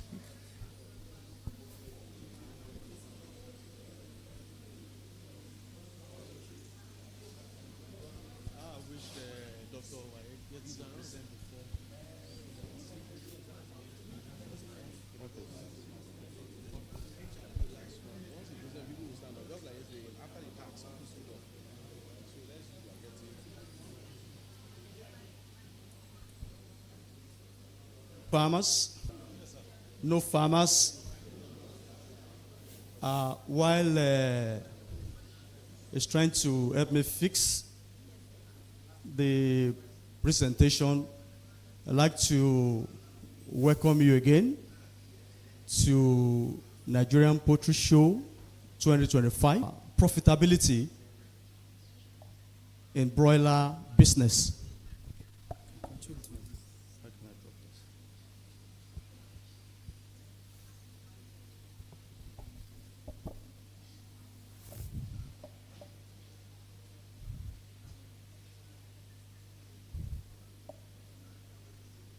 Okay. Thank you. We'll be talking about, like I said, optimizing profitability in broiler production. That's what we'll be talking about briefly. And I try to put these key performance indicators here because for every farmer or every broiler producers, the purpose of getting into that business is to make profit. And to be profitable, these are all indicators, indices that must be critically looked into, because any slight deviation from all of the end goal would definitely lead to what? Low profitability. And I recognize Dr. Wageti because he'll be talking more. That's why I'm going to jump most of the production aspect that I put here and go straight to the products that I'm trying to present today, because he will be doing justice to all that. Low feed consumption, very, very important for us to make profit at the end of the day. High livability, 97%. Target live weight depends on your market, but at least, like Dr. Wageti used to say, that any duration that exceeds 6 weeks on your farm, your profitability will be low. Meat yield, feed conversion ratio, and flock uniformity. These are very, very important for you to make profit in poultry business. Broiler production is like 100-meter race. We all know that. And, depending on your market, 5 weeks, 6 weeks, they are done, and then they are called out of the farm. These are part of the good management parameters that we also need to put into consideration: the brooding phase, the mortality, the growing phase, the standard mortality that you should not exceed for you to make profit in this business. Feed consumption between 3.25 to 3.5 kg, and then starter, crumble, depending on the phases that you are looking at. And we're talking about FCR, which is very, very key in broiler production. That is what will measure whether you are doing it right and you are, succeeding in that production business. So these are factors influencing broiler growth and quality. The ventilation, which come from your housing, the east-west, the orientation of your farm. If you're able to get the orientation of the farm well, the ventilation will be taken care of, and the temperature also will be taken care of. the water supply is also key. Most times, especially we're entering into, well, rain is still here, but very soon we get into that dry season where you need to check that water regularly, such that, because especially for broiler, birds take times 2 of the volume or quantity of the feed that they take in water. So feed supply, lightning, the temperature, the health of your bird, the nutrition. We'll be talking about the nutrition lastly, the vaccination status, and the stocking density. This is just to buttress what I've said. The orientation, east-west direction, the topography is very, very important. The ventilation, avoid drought and sinking here, and the rest. Then control the pest on the farm. This is just to show you some of the, layouts or different housing that can help you depending on your capability. This is talking about health, the vaccination, you must get it right. Your biosecurity, protecting the life right from the perimeter fencing to, terminal, taking care of the pen house. The diagnosis, you must get it right. The system control, not moving from pen to pen, you restrict the attendance to the individual pen house so that they can prevent, cross-infection on the farm. Water, very, very key. Water lines, the outside tank must be well protected, especially during the dry season, and such that the water will not turn hot, because once the water is hot, the birds will not be able to take it, and at the end of the day, once the water consumption reduces, it affects every other thing. This is just to tell you that the floor space requirement of broiler varies depending on the body weight, the housing type, the marketing age, and the ambient temperature. So this is just talking about the stocking density. This is the overview of broiler production management phase, starting from the terminal cleaning, removing the wood shaving and the rest. Many of us, after we have called our belts, we leave the shavings, the litter material, until when we want to stock again. It's not a good practice. So terminal cleaning, disinfection, then after we have done that, then we can bring in the chicks handling and the transportation. The brooding, very, very important. The very first 7 to 10 days of life is very critical, and which we must take good care of if we are going to make profit. Growth management, then the cropping and transportation, then processing at the end of the day. This is just talking about the cleaning and disinfection, the planning and execution that we need to look into. Number one, we need to depopulate, and after we have removed the beds, we control the pest. All the crevices are blocked, and then removal of equipment, cleaning them, washing them. Then that's an opportunity for us to take care of the water lines, the feed system, the feed lines too, and then all maintenance that we need to carry out, we need to do that within that period. While we go ahead to disinfect the whole farm, rest the farm for nothing less than 2 weeks, 3 weeks, then fumigate. And after fumigation, what you need to do is to evaluate whether all that you have done is what? You have done it right. Because failure to get it right might cause serious havoc on the farm. This is just to mention general farm checklist. The biosecurity protocol must be checked at all times to ensure that it is not compromised. Because once it is compromised, we are opening the farm to infection and outbreak. Then your pen construction, if you have done it before involving the experts, you will need to do, the only thing you need to be doing is to do damage control. But if you are a fresh farmer or moving to the new site, let it be well planned, let it be well constructed, considering the east-west orientation, the water tank structure, the feeding system, the earth status, and stocking density. These are all of the things that can make us to be successful in the broiler production. This is where I'm going in essence. Animal care concentrate story. Taking advantage of this period when we have, access to cheaper raw material. We now look at, we're looking at Animix 5% broiler concentrate for broiler customers, especially for some of the farmers that have access to maize, you have access to cheaper SBM, and possibly you also have access to fufa soya. Why don't you sit down and try as much as possible to use micro nutrient concentrate that can help you reduce the cost of production? As we all know that feed takes more than 80% of the cost of production, total cost of production of even in the broiler business. So that's why we're talking about the micronutrient concentrate today.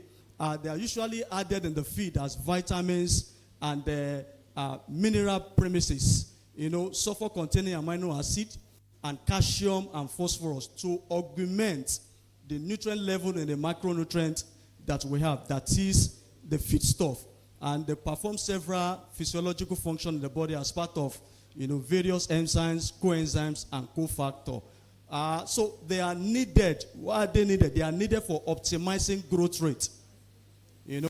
Because we're looking at broiler, we want them to get at the target weight within short period of time, 35 days, 42 days, as the case may be.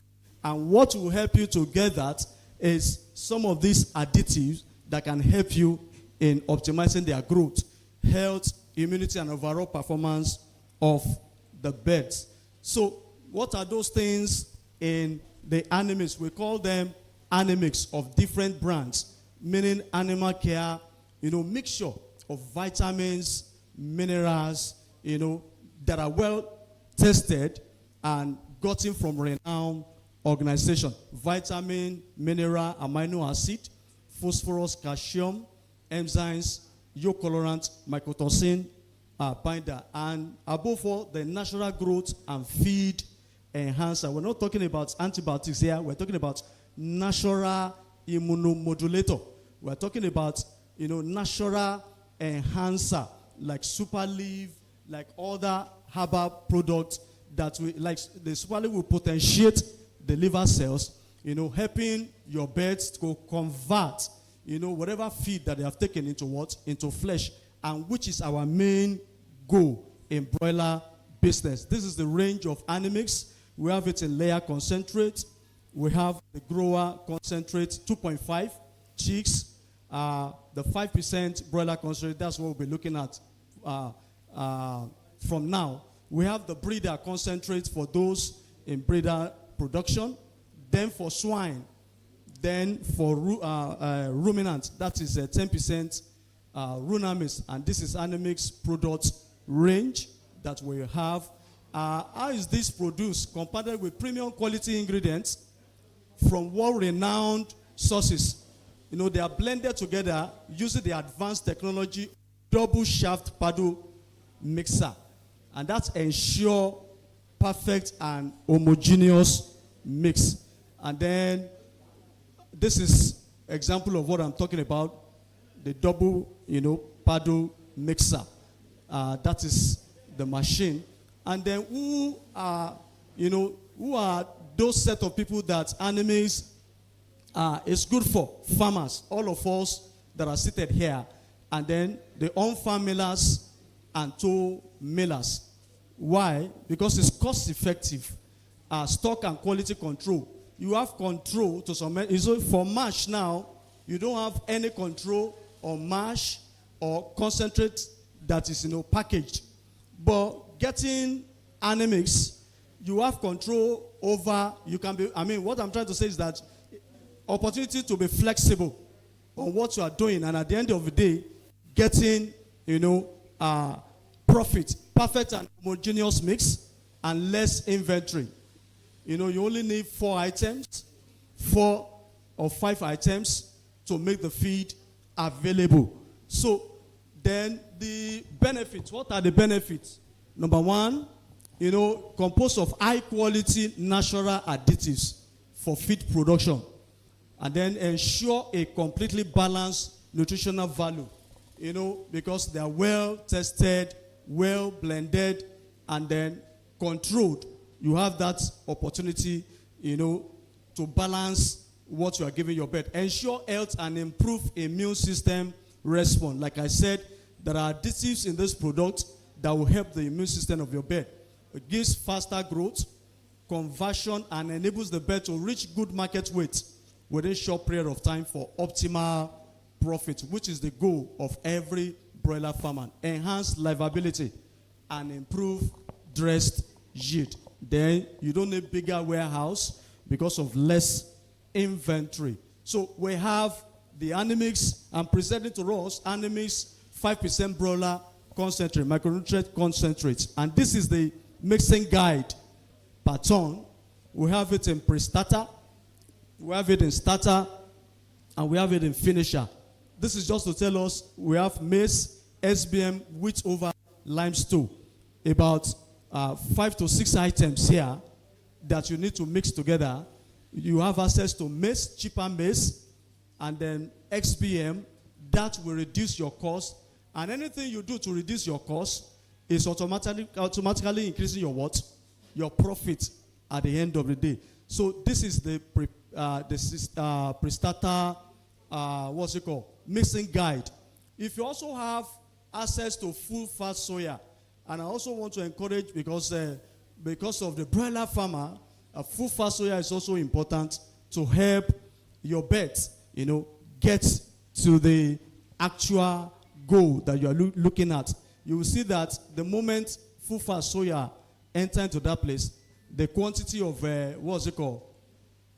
maize and that of SBM reduce, and such that at the end of the day, you're still going to get a better result. So this is for starter without full fat soya. This is starter with full fat soya. So you have opportunity of, juggling around your formulation. The only thing you don't have access to is the micronutrient concentrate. But for the rest, you have control over them, which will impact on your profitability at the end of the day. Then looking at the finisher, this is the finisher without the full fat soya, and then this is the finisher with full fat soya. And the moment you have full fat soya, you see, the adjustment and the balancing of that formulation. This is just to show us a guide, just to put naira and kobo together to see, depending on the cost, this can be cheaper, this can be better, and it can give you better margin. I just asked some questions around me to get some of this data. Looking at, okay, let me go to the one with full fat soya. Oh, thank you, I'm almost done. With full fat soya, you can see the quantity of maize and the price is quoted here.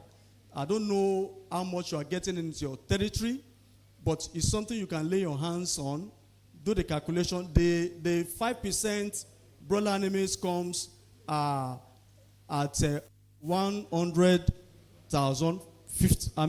naira, and so which is 2,010 naira per kg, because you're using 2 bags.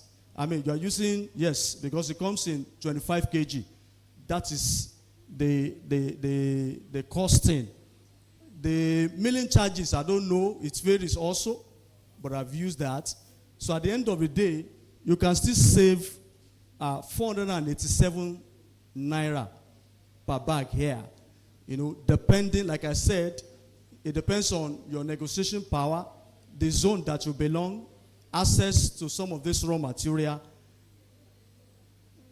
So this is just to tell us you can maximize your profit with Animix 5% broiler micronutrient concentrate. Thank you.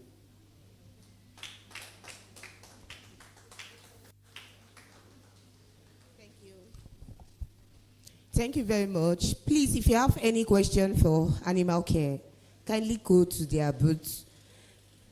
Can we invite Grand Cyril for their product presentation?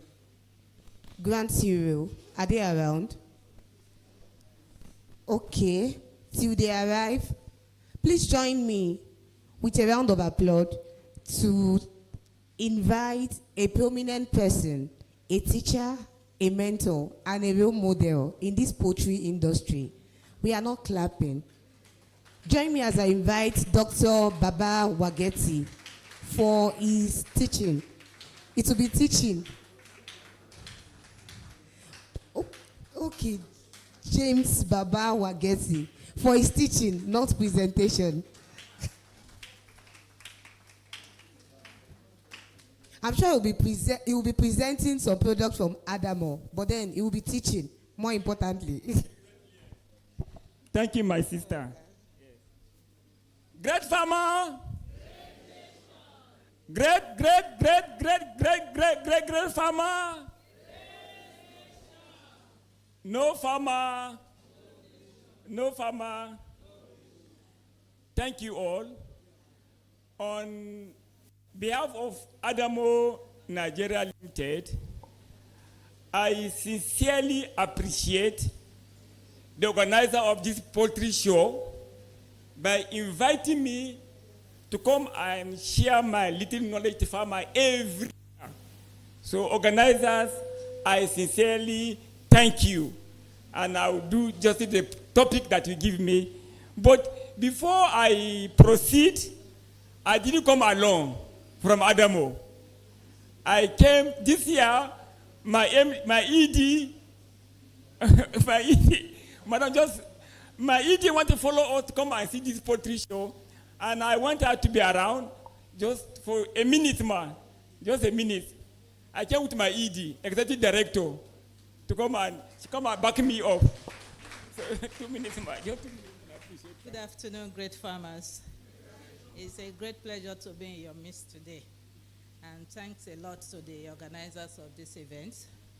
And to our very best, we'll continue to support the industry to the best that we can.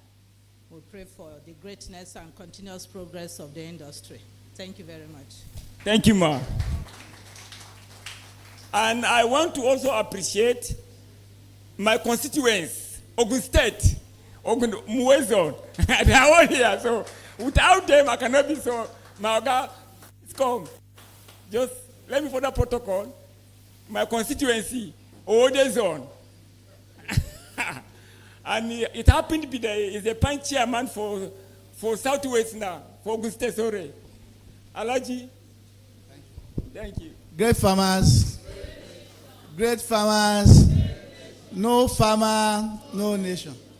We can't but have Baba a chief. I want to give you chief now. You will collect chief. James Baba Wageti is a household name in the poultry industry. Our leaders in the Southwest, they deemed it fit and said, well, whatever happens, whatever anybody wants to say, James Baba Wageti is a household name in poultry across Nigeria. Can we give him a round of applause? It's not easy to just come and somebody who has this in-depth knowledge of poultry business to just ignore him in this kind of environment. So please, I want us to, just be calm. Please listen attentively, and anything he teaches, please practice it. Any knowledge gained without putting into practice is a waste. I know a host of others here have benefited immensely from his wealth of experience. Let us please, anything we learned here, when we get back to our farms, let us implement them. Be rest assured that you are in safe hands. Thank you, Baba Wageti. Thank you. Thank you, sir. So, great farmer. So, without wasting time, I go straight to my topic. Managing pre-Harmattan stress in poultry. But I'm not only going to talk on pre-Harmattan heat stress in poultry. I'm going to talk on heat stress in poultry business.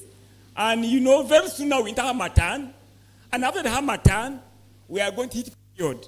That's around February, March, April, especially in the Southwest. So my topic will center on heat stress management in poultry production. And if you look at why did you decide to choose this topic? If you look at my slide, the climatic change and poultry, there is a rising heat stress risk all over the world.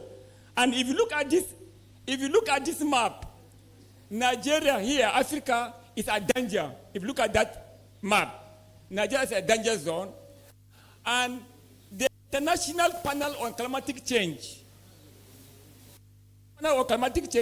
projects that plus 1.5 to 2.5 rise in temperature by 2050.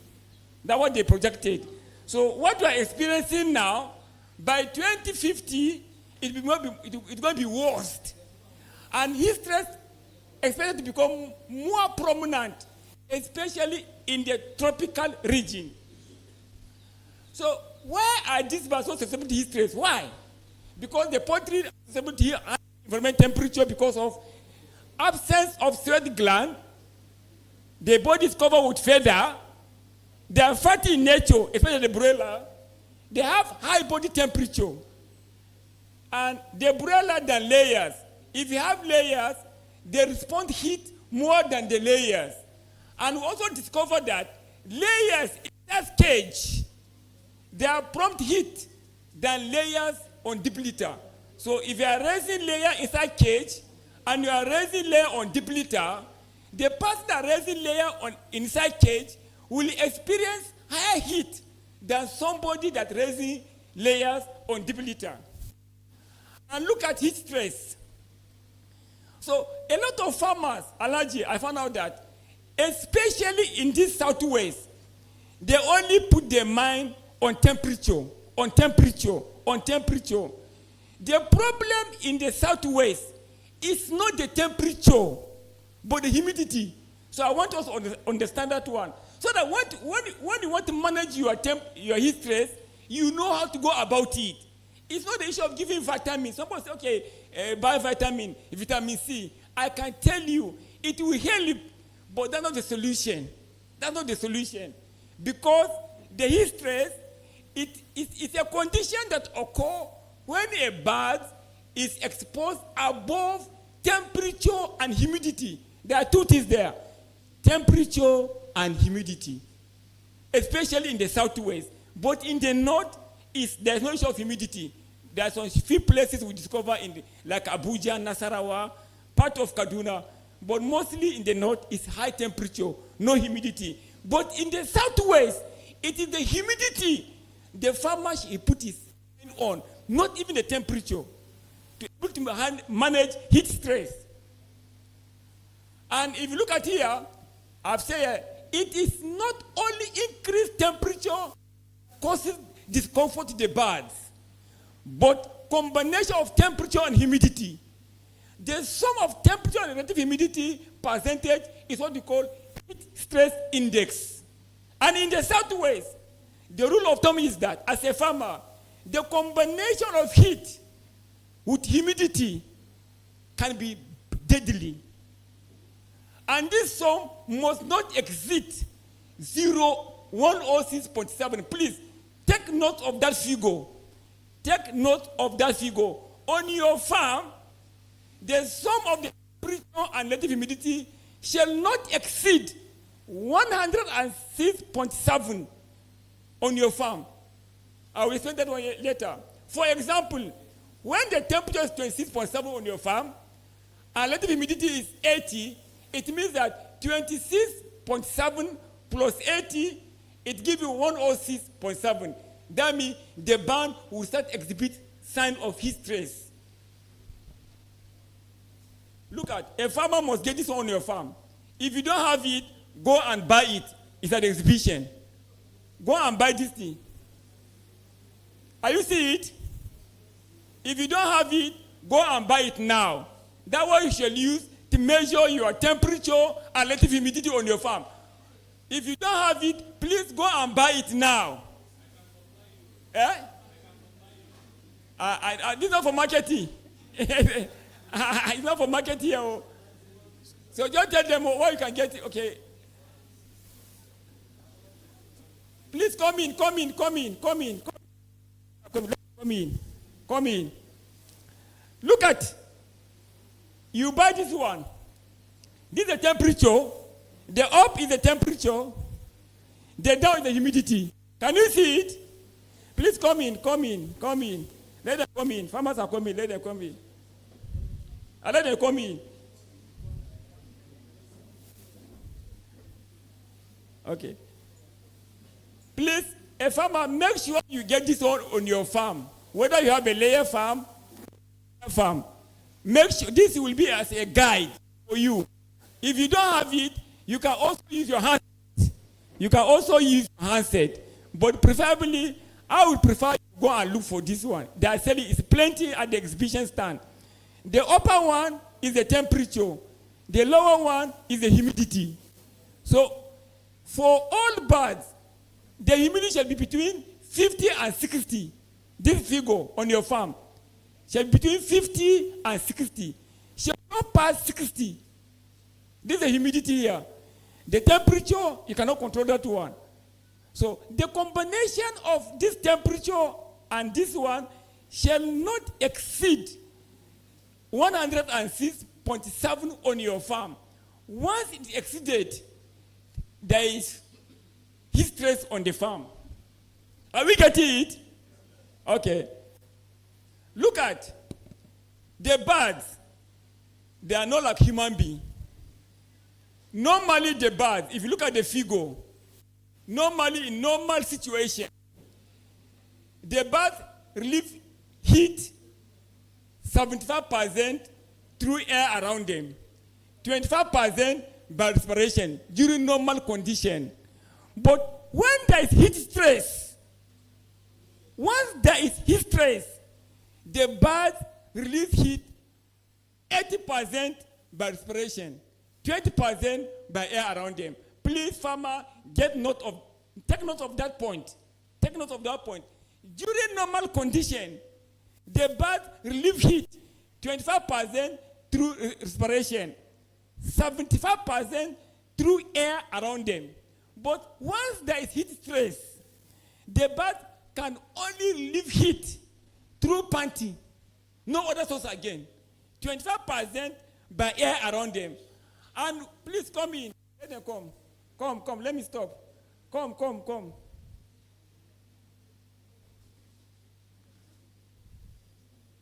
You can have your sister.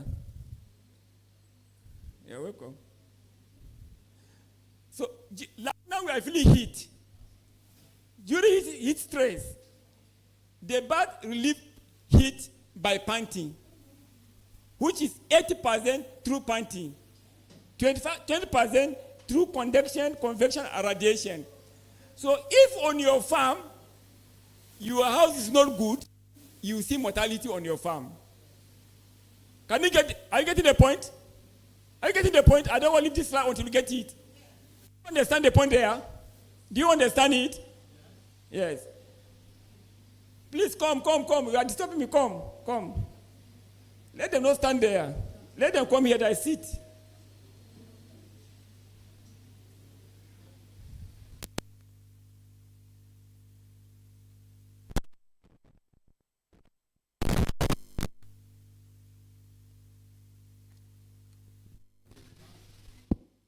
Okay. So, in the southwest, we have high humidity. The high humidity heat loss by panting. That's why the problem is in the southwest now. That's why there is problem in the southwest. Like I said before, the bird during heat stress, the bird release heat through panting. And when the birds are panting, three things happen in the birds. One, they lose water and they lose panting. They lose water and they lose carbon dioxide. There is decrease in oxygen. So, but this panting, if there is high humidity, will not be able to pant. They will not be able to pant so that they can relieve the respiration. So that is why high humidity decrease heat loss by panting. And that's why on most farms, Is there any layer farmer here? Layer farmer. Who has one layer farmer here? I need one. Need one layer farmer. It's going to be interaction. Interaction, please come. Okay. Interaction. Please come. Interaction. I want to demonstrate one issue here. Your farm is inside cage or depleted? Cage. Okay. During hot weather, what's the pattern of a mortality? Pattern of a mortality. Pattern of mortality. I don't have mortality. How many do you have? You eat?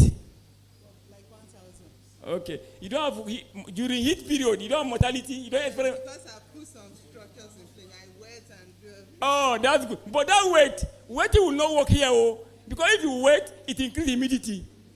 It avoids production. It's just the production. You can see now, so you cannot wait in the southwest. Daddy, do you do layer? So what happened in the southwest? If I'm wrong, let me know. During heat period, in the morning, you see high mortality. Yes or no? Uh-huh. In the afternoon, no mortality, Abi. In the evening, no mortality. But when you wake up again, you see mortality. What is killing the birds? Huh? So what's killing the birds is not temperature, but humidity. And those mortality occur between 3 and 4 a.m. All the mortality you get in the morning is happening between 3 and 4 a.m. Because what happened is that the humidity in the poultry pen starts rising from 12 midnight. By 3 a.m., 4 a.m., 90% humidity. So when the temperature was 90%, the birds will not be able to pant and they die. So that is why I'm saying that high humidity decrease heat loss by panting. And look at the research here we have done. Look at the research we have done. We put some in different birds in a flock. At 21 degrees centigrade, 50% humidity. This one is air. This one is respiration. The birds are breathing. At 21 degrees centigrade, 50%, but the birds can still breathe. At 25 degrees centigrade, 50% humidity, the birds can still breathe. At 30% humidity, 30% degrees centigrade, 50% humidity, the birds still breathe.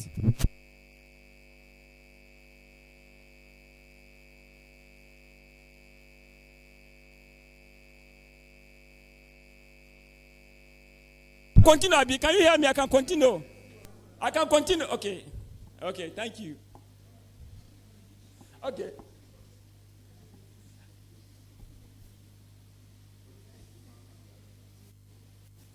I'm not seeing here. Okay.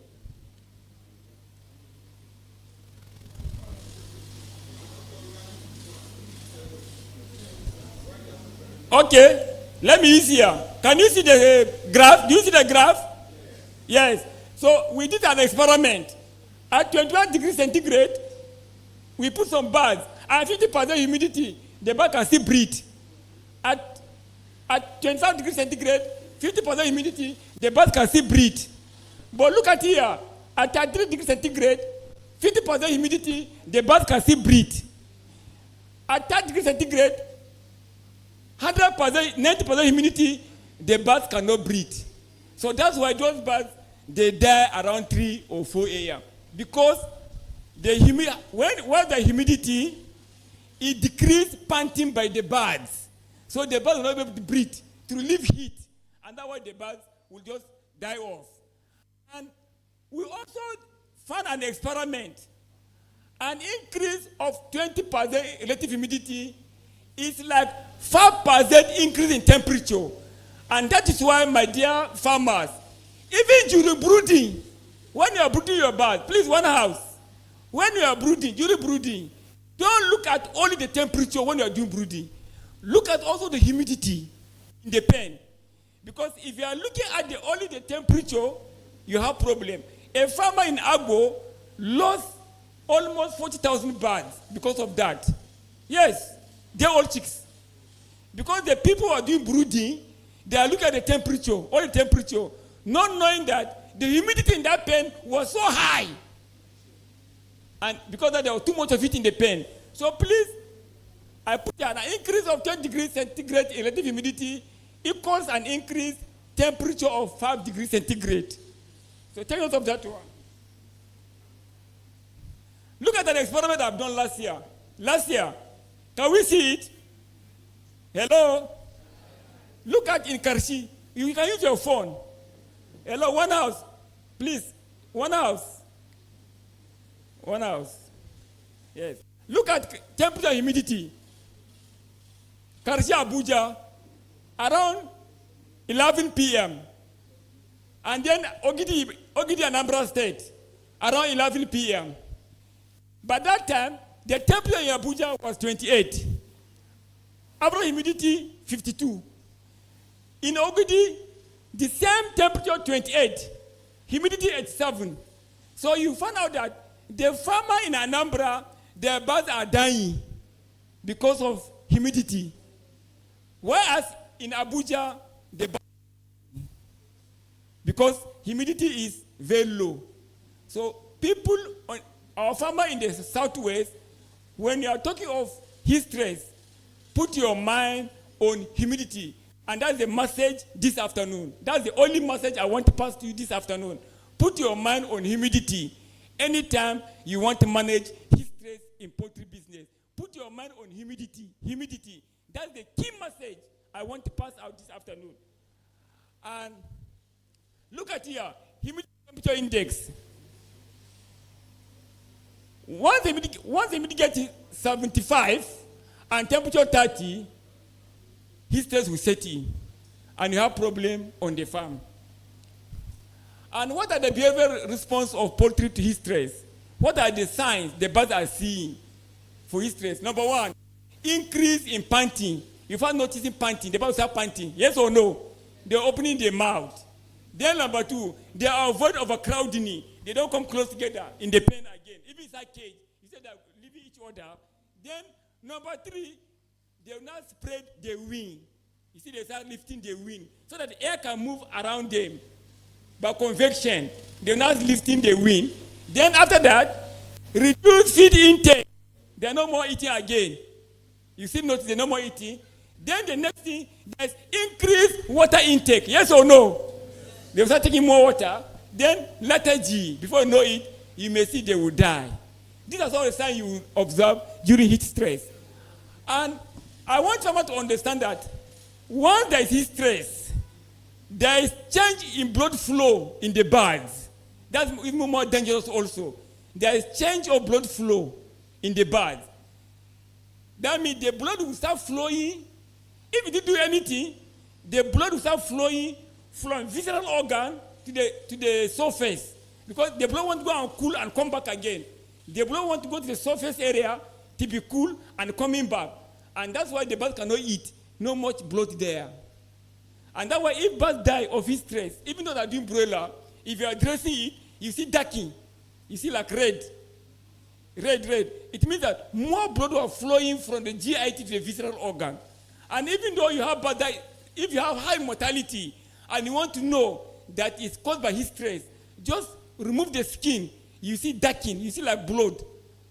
It means that it's heat stress that killed the bird because more blood will flowing from the visceral organ to the surface. So I go and look for cool air and go back. So these are all the signs you will notice. Especially abdominal muscles, 400%. You will see blood there. So they avoid blood from the internal organ to the skin, which darkens the skin color. That's a sign of heat stress that you notice in poultry very clearly. You will not avoid it. You see it. So what are the invisible signs of it? What are the invisible signs of stress in poultry? The pH of the blood rises. The pH of the cell falls. The urine output increases, and so does the electrolytes. That means the birds they'll be having water diarrhea because they are taking too much of water, and because of that, you see the water diarrhea. And once the water diarrhea, you lose electrolytes. Then bicarbonate loss.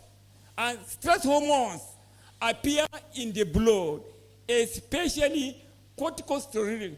You see too much in the blood, and that will stress the birds. Look at this side. Oh, I don't know how to. Please, can you play the video? It's a video. Look at it. You see? So once it's noticed your body do like this, that means it's releasing more carbon dioxide out and water in the body. The moment, please, can you put again? Look at it. The moment you see a bird on a farm like this, you notice it. There's a danger on that farm. You see? You see? Have you seen it? So the moment this layer, remove it. So the moment you notice your birds are panting like this, not at the back of your mind, they are releasing more carbon dioxide out, more water, and once keep on doing like that, you see cracked egg, you see shellless egg, you see small egg will start setting in. Next slide. Next slide. No, okay. That hyperventilation, loss of carbon dioxide through respiration. After that one, number 2, high blood pH. Carbonic acid will come down. Then you see what is shellless egg or cracked egg. Before you know it's let me give Lasota. It's not Lasota. It's not Lasota. No paracetamol Lasota. So it's because that panting. It's that panting that caused the problem. You notice you notice something like this. This is something you notice on the farm. Abi, do you see it? You see shellless? That's what you be seeing on your farm. Because of that panting, they are panting too much. As they are panting, they are releasing carbon dioxide and water. So that means there is no much carbonic acid. It's losing. It's reducing. That's it. It's shell formation that we have this crisis. And before you know it, reduce production by 10-25%. Based on my experience, 10-25% reduce in production on that most farms. And egg weight and shell quality reduce. And then fertility in breeder reduce. The incidence of soft shellness and crack egg increase. Yes or no? Yes or no? Uh-huh. It's practical. For broiler farmer, those are having broiler, mortality, feed intake up to 30% reduction. Yes or no? That's what I've documented for years now. There's reduction in feed intake by 30%, and average daily gain reduced by 20 to 35 grams per day. Feed conversion ratio decrease, carcass decrease, and mortality will rise in broiler. Disease encounter during heat stress. We have Newcastle will start coming up. We have CRD, E. coli will start showing up. We have Ifsha coryza will start showing up. We have fowl cholera and longotrichitis will start showing up. Now, how do we manage heat stress in poultry? And that's the main topic for today. How do you now manage heat stress in poultry business? And from my practical point of view for years, we have only 4 methods I want to show you today. I want to share with you, farmer. 4. Please write it down. 4. Number 1, poultry house management. That's number 1. Poultry house management. Number 2, water management. Number 3, poultry feed management. No, I'm not going to talk much on that. I think animal care people will talk the management on that. Then we have general management on the farm. But, like I said earlier, the bird relieve heat by 5 methods. The convection, the vasodilation, the radiation. But the main part during heat period is the evaporation cooling system. That's the first. The bird can relieve heat. I explain this one later. So house management. Please, like my brother have said, orient your pen in east-west axis. Number 1, house management. Orient your house in east-west axis. Number 1. Number 2, remove any unneeded metal object around the pen. If you have broken vehicle, like wheelbarrow, near the pen, please remove them because it radiates heat into the pen. Remove them. And then remove manure in the pen during hot weather. Remove manures in the pen during hot weather. Manure is a source of heat, and its presence in the pen increases the pen temperature. So we advise farmers that during hot weather, those that use peat Always remove the manure frequently. If you leave the manure there, it generates heat and affect the poultry, increase the heat in the temperature. Grow vegetation and grass around the pen to cool incoming air. Please look at that sentence. Please note. Grow vegetation and grass around the pens to cool incoming air is a silent point, but very important in poultry business. And reduce the heat reflection into the pen, in open pen. Adjust the number of birds in the cage to have ideal stock density. Overcrowding of birds in the cage increase the heat produced within each cage and limit air movement around the birds. Roof insulation, you insulate the roof so that it can reduce heat stress. Look at the pen in Oyo, please. Look at the example of a good poultry pen in Ibadan. Some farmer, they plant plantain. Plantain will not work. Plantain will not work. Plantain will block air flow in your pen. So as a poultry farmer, plant a tree like that and control the height. You see, it provides shade. Look at the grass down here. Look at the grass. If a green grass, so that if there is hot water coming in, hot air, the grass will cool it before it enter the pen. So you can make sure that you water in between the pen, you water the grass, trim it, let it not grow up. So that, and make it, look at this farm, it's clean, not bushy. Because it's too bushy, it's a place for rodent to grow. So you should not allow it to be too bushy.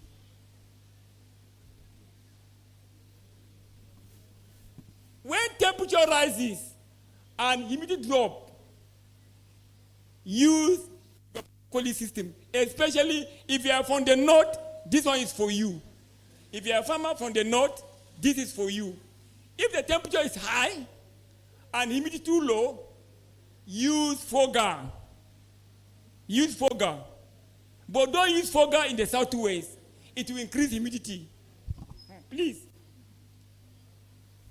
Look at it. Please, can you play the video? Okay, so look at it. This one is installed on the fan. Fogger. Look at fogger. You can see it. The fogger utilizes the mechanism of evaporating cooling to reduce heat stress and ensure drop in temperature. So once you are from the north, or if you know your farm area, there is no humidity, please install this fogger. This is the best way to reduce heat stress in poultry. Fogger, especially in the north. But in the area like this, don't use it. The birds will die the more because it will increase the humidity in the pen. The fogger injects fine water particles into the warm air inside. As the water evaporates, heat is absorbed from the air and lower its effective temperature. So that fogger reduces air temperature in the house or fan, on your fan. That's the only solution. So humidity levels significantly impact chicken health and production. Excess moisture in the environment can lead to wet litter. It's like the broiler farmer now. The broiler farmer, when there's too much of some farmer, when they are raising broiler, you always keep on packing litter. It's because of wet, because of high humidity. There's too much of water in the surrounding. That's where you see there's too much of wet litter. So the best way is to create ventilation in the pen. When there's ventilation, you will not see wet litter. And look at, that's the fan. This is our farmer farm. You can see the fan. See the fan. You can see the fan. Look at that big farm. He now go and buy, he put ceiling fan. Just ceiling fan. That cannot create ventilation. So that's the only thing that can help farmers in the southwest. Ventilation. Put fan. Either you have rice farm, high rise. Can also help high rise. Why the thing is on top, open. But if you have like H-type cage, please use fan. If your farm has up to 4-tier cage, please use fan. If your farm has more than 3 rows, use fan. But if there are 2 rows, high rise, no problem. You can manage it. Are you getting me? But once you have more than 3 rows in a pen, more than 2 rows per pen, you must install fan to create ventilation. water management.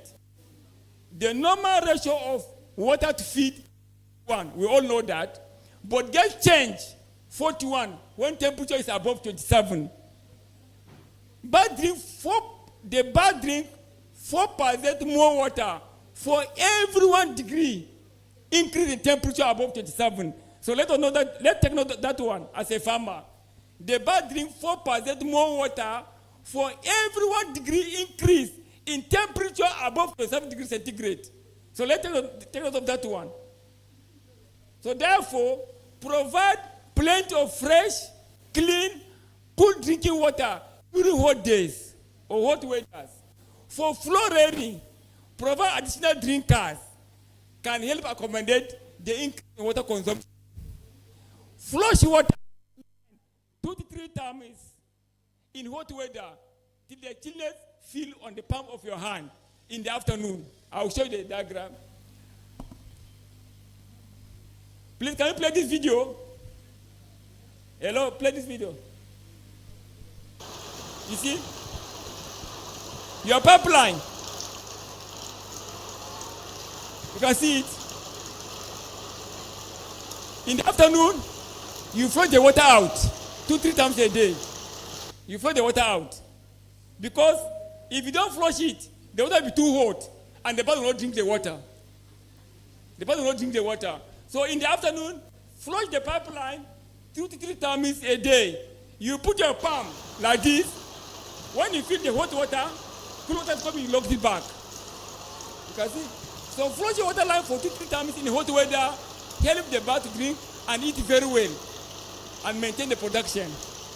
So for most farmer, if you go to a farm, madam, one house, most farmer, I visit the farm, there's a problem. If your farm is the one that you join the water line, you join all the water line, you now achieve this method. So please, I encourage all layer farmer in cage, make sure your water line has an outlet. Each pipeline has its own outlet for flushing. But you go to some farm, they join everything together. It's not good. So make sure you have outlet like this. Each pipe at the end, each outlet. So that in the afternoon, you flush the water 2-3 times in the afternoon. It helps heat stress. Look at here, for you to understand. This is such work. This is a long pipe. In poultry business, most disease problem, it happens at the end of the pipeline. If you're a professional here, you know that. If you go to a farm and there's disease problem, you will see it at the end of the pipeline. The reason is that as the water is coming to the pipeline, let's assume it's 28 degrees centigrade here, before it gets to the end of the pipeline, the temperature must have gone up. Because as the water is flowing in the pipeline, it's creating vacuum, it's creating pressure. It's creating pressure.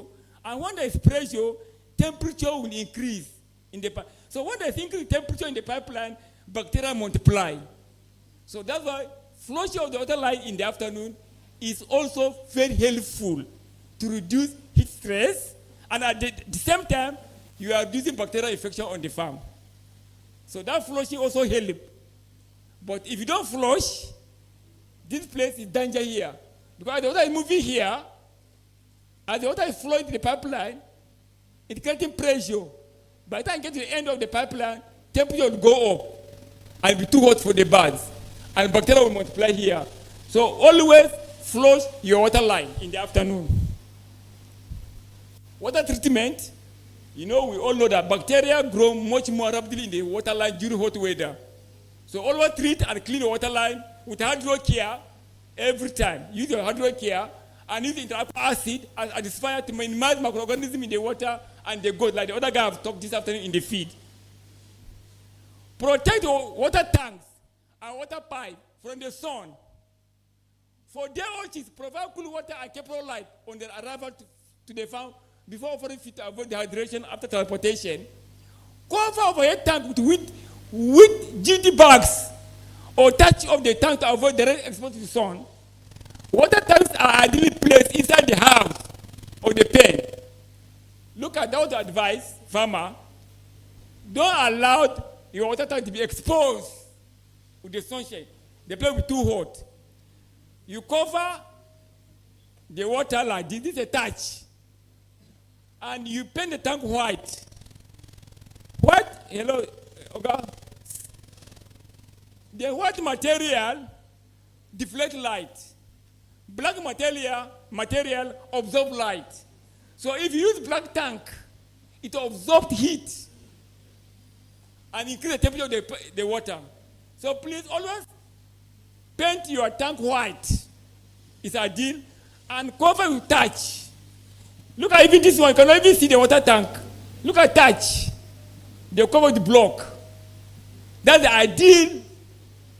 But if you leave your tank outside, you are creating problem for your farm. Look at that one. This is a farming, a small farm. Can cover it like this with touch. If it's small farm, that farm has only 500 layers, 500 birds. And we told her to cover it, and she couldn't cover it. Before she was having heat stress in Kaduna, when I visited her farm, I said, Madam, why did you allow the tank to be? It's black tank and it's exposed. And she was having high mortality. The moment we advised her, she quickly called Malam, cover with touch like that, and that was the end of mortality on that farm. Or you can use jute bag. Sow it and be watering the jute bag. It will cool the water. That's what I advise someone to do also. These are simple technology that you don't too much. It helps a lot in heat stress management. That's cover the tank. Poultry feed. Let's go to feed formulation. At the animal care talk about feed here. Most often, I can tell you, most of we farmers, we are getting it wrong when it comes to feeding. And if I ask a question here now, most of you feed more of your layer in the morning, Abi. It's wrong. It's wrong. Technically, it's wrong. You feed, ideally, you feed 40% in the morning, 60% in the evening. Ideally, that's standard. Huh? Sir? Huh? I say, feeding your birds, ideally, technically, you're supposed to feed 40% of the feed in the morning, 60% in the evening. Provided you are using Latin program. Provided you are using Latin program. Any problem? Huh?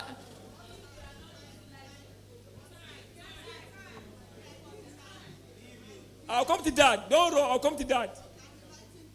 Eh? You pay for that one. So please, and that way, listen, hello farmer. Most often, the birds are hungry in the morning. Yes or no? And will tend to fill up because they're hungry in the morning, and they tend to fill up this crop. Get that one right. This will make them more prompt to heat stress in the afternoon. Why? When we are talking of heat stress, it's the digestion of the feed, not the feed intake. It's the digestion of the feed. If a bird eats feed now, let me tell you, the feed will stay 15 minutes in the crop. Then, after 15 minutes, after it will now move to proventriculus and gizzard. It is stay there for 70 minutes. How many hours is that? 50 plus 70. How many? You see? Then from there, it moves to duodenum. And it stays for 5 to 8 minutes there. Then from duodenum, they move to ileum. And it stays there for more than 2 hours. That where proper digestion is taking place. So if your bird eat feed by 8, technically, the digestion will take place by 12 o'clock or 1 o'clock.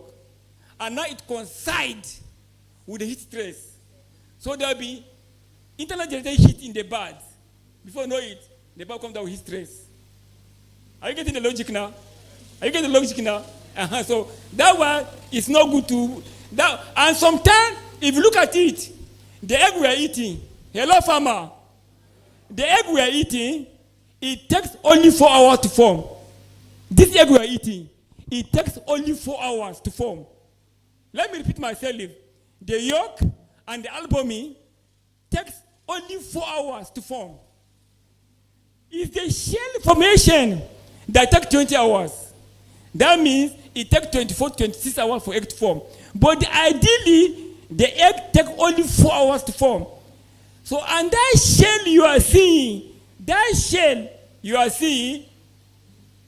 the bird is only 70% come from the feed on that very day. So the remaining 30% is coming from the bone marrow. Are you getting the logic now? The shell you are seeing that forming the egg, only 70% is derived from the feed on that day. 30% is from medulla bone, and that 30% is drawn out in the night. And if you give more feed in the afternoon, in the morning, most of the shell, the bird will shit it out. They will shit it out by before 2 o'clock. That way, technically, you give more feed in the evening, so the bird will have enough shell in the evening for them to drive to get the shell to form the egg. And that's why, go and mark it. Go to your layer from this evening. By 5 or 6 o'clock, whether they feed or no feed the feeder, the bird will be looking for feed. Yes or no? They are not looking for feed. They are looking for shell, for formation, calcium. So that way, giving feed more in the morning is wrong. 40% in the morning for those that know poultry business. 40% in the morning, 60% in the evening, provided you are giving Latin program. No, follow that method you are doing. Aha.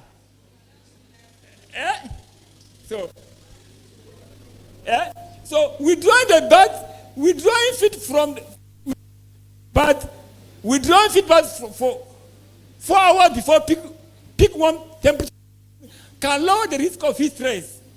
So you cannot reintroduce the feed after temperature have started to decline. But then feed during night hours when we expect cooler temperature to occur. Feed shall be formulated, for those that are formulating their own formula. If you are milling your own feed, it's an advantage. Feed shall be formulated as per the consumption. In normal condition, feed intake in layer is around 105 grams. Yes or no?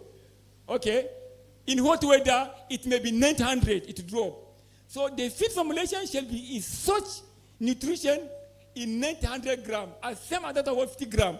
So when you are formulating your feed formulation, the nutrition in that 150 grams during normal hours shall be the same formulation in 90 grams or 100 grams the birds consume during hot hours, hot days. So that's what I will try to say on that one. And 2D formulation, you are looking at only the energy and protein adjustment. I'm not a nutrition, but from my experience, if you want to adjust for formulation, it is based on the energy and protein adjustment. To maintain caloric intake despite reduction in feed consumption. And then to reduce heat increment. And let's look at the raw material, all of us. There are only 3. You have the fat, you have the carbohydrate, you have the protein. That's the normal raw material. And if you look at fat, from our research, fat can only increase 7 times, 7% heat increment in poultry, fat. That's the oil, like palm oil, like soya oil, like fish oil, can only increase 5 to 7 times heat increment. Preferably energy sources in heat state diet. The carbohydrate like corn, millets, they can increase heat 10-12% during heat period. Then the protein is even the worst. Protein is even the worst. It increases heat production by 20-30%, especially animal protein. Avoid animal protein during heat period, preferably plant protein. And we now advise that increase your dietary energy density using lipids like vegetable oil, fish oil, palm oil in a formulation. And then also reduce count protein by 1-2% in formulation. during heat period. Reduce your crude protein by 1-2% to lower metabolic heat production in the birds. And also supplement vegetable essential amino acid. We have them in the market, plenty. You can supplement with amino acid. People are even selling them in powder and in liquid. You can supplement it. So when you're fermenting your formula, reduce the crop protein, reduce the soya, because they increase heat very high. You can supplement it now with essential amino acid like methionine, lysine, threonine. They are available in the market. Or occasionally, okay, look at the heat. I want you to understand that the feed, the energy in the feed, is the same thing like the fuel in the car.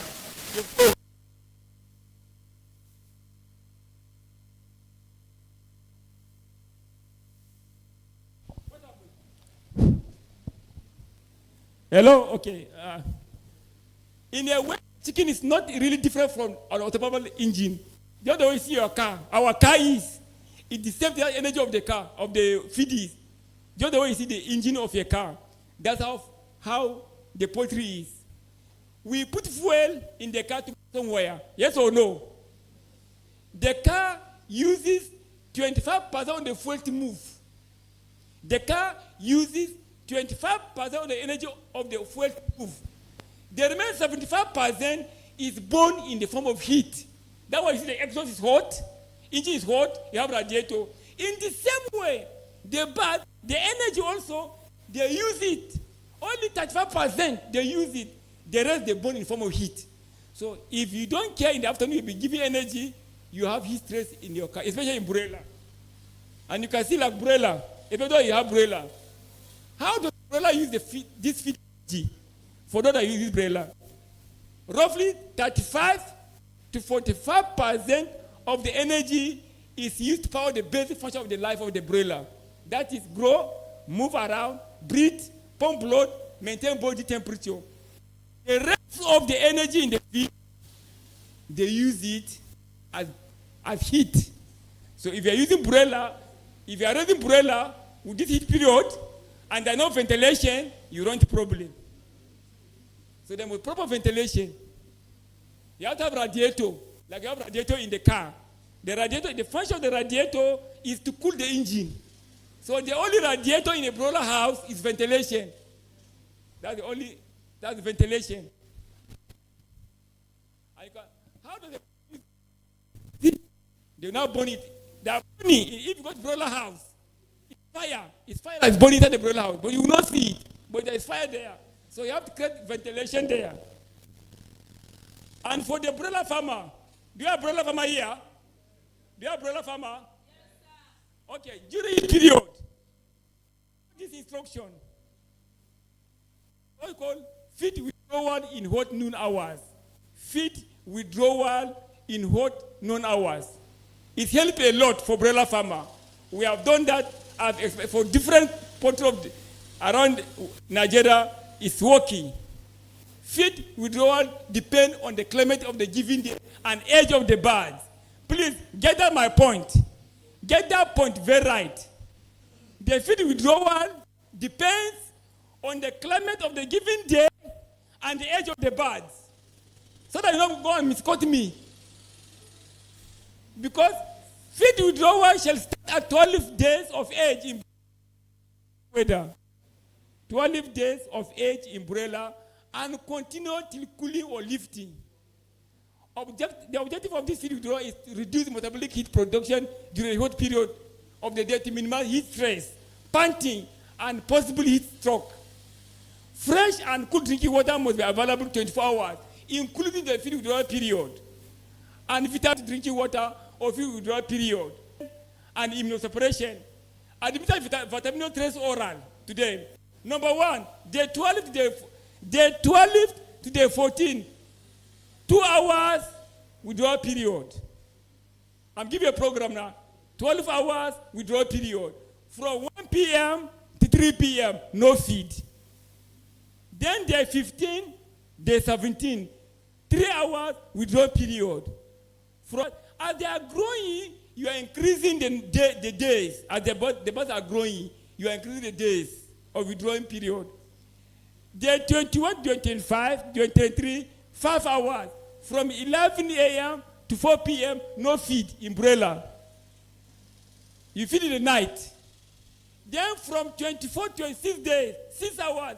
From a.m. to 4 p.m., no feed for broiler. You feed in the night. No feed. Then 27 onwards. From 9 a.m. to 4 p.m., no feed for broiler. No feed. But please, take note. Feeders must be lifted or taken away to avoid unnecessary jumping. The feeders, you have to lift them up to avoid unnecessary jumping and fattening by hungry birds, broilers. And if climate is comfortable in any given day in between this period, feed withdrawal must be stopped. Can you get that one? Are we following it? Okay, thank you. For layers, I've done for broilers. For those that have been layer, feed withdrawal from 9 a.m. to 4 p.m., no feed for layers. Madam, have you heard? During heat period, from feed withdrawal from 9 a.m. to 4 p.m., no feed. This is very effective in reducing heat stress mortality. Feeding intake at the junction produces nearly 7% additional heat in the body, of which around 47 hours after feeding intake.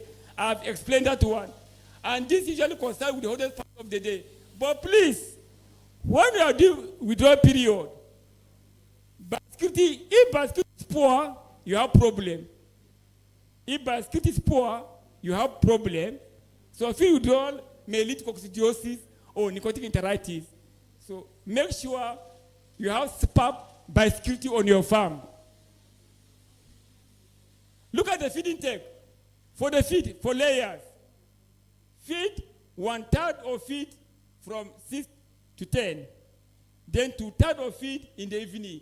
That's the formula we are giving for you today. Feeding time during hot weather. Give feed 1/3 of the feed eat between this time. Then from 4 p.m. downwards, you feed the rest. Avoid feeding in the afternoon. During hot period, Please, that's the formula you shall use in the hot period.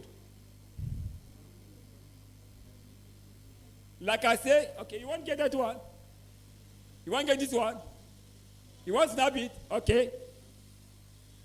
Reduce the use of cereal grain as a major source of energy. I've said that one before. Replace 10 to 15% calorie of the carbohydrate by the share of 1 to 2% of oil, as heat increment value is less and give better cooling effect in the body of the birds. Fats and oil are also responsible for better absorption of nutrients. If you're using fat and oil, they are also better for absorption of nutrients, increase the weight of the egg and production, and lower heat increment, which allowed lower level of heat stress in the birds. And that is soya. I prefer to use soya. Soya oil is the best for me. Don't use PK oil.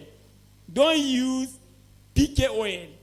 PK oil can go rancid and affect the birds. So I prefer use soya oil, because soya oil has 2 to 2.25 times more energy than maize. And soya oil free space in formulation allow for increase in nutrient density. Soya oil has less heat increment than maize. Therefore, less heat production in hot weather.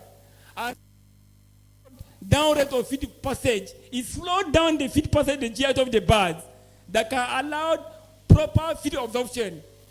And soya oil also improves palatability in the birds. And soya oil contains linoleic acid, resulting in larger egg. It is the linoleic acid that increases the size of egg and is higher in soya oil, but not body temperature increase in birds during lactin deficiency. That's why if you are formulating formula, please don't use GNC. That's why I brought this topic, this red, yellow color. don't use GNC. GNC is poor in lysine. GNC is poor in lysine. So if you are using GNC, you may have lysine deficiency. Lysine deficiency, you have issue of stress unless you supplement it. And this is the amino acid we are talking about, amino grow. You can supplement the bird with the amino acid. This is a pure amino acid.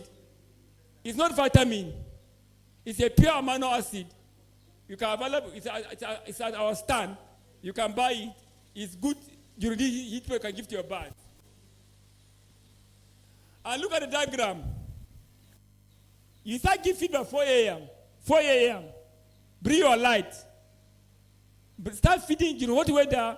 Start your feeding by 4 a.m. By 8:30, no feed. Then from 8:30 to 4, no feed. No feed. From 12 to 4, water life flushing. Then till another 4 a.m., you bring your feed here. You can use solar light. For if you have 1,000 birds, you have 100 birds. Don't say that you don't have generator. Just go and get solar light. The solar light. Start feeding your birds by 4 o'clock. You know what weather? 4 o'clock. Start feeding them. By 8:30, there is no feed. Just with solar light. With solar light. So feed. But from 8:39, no feed at all in the feeder. If birds eat feed by 9:10, they'll be hitting increment in the birds. General management. Avoid excess activity during the hot part of the day. The hot weather is a great threat to the birds, like depiking, like transfer, like catching. Do all these things in the cooler part of the day. Don't do it during hot weather, like activity on the farm. That's what I'm trying to say here. And also, providing sodium bicarbonate, it also helps a lot. Sodium bicarbonate, you use in the feed or in water, it helps to reduce the crack for the birds. And vitamin C, it also helps. Give vitamin C in water or in feed, it also helps a lot. And you can use Adamo feed or vitamin trace oral. They are very key because the birds are drinking more water, they lose the electrolytes out.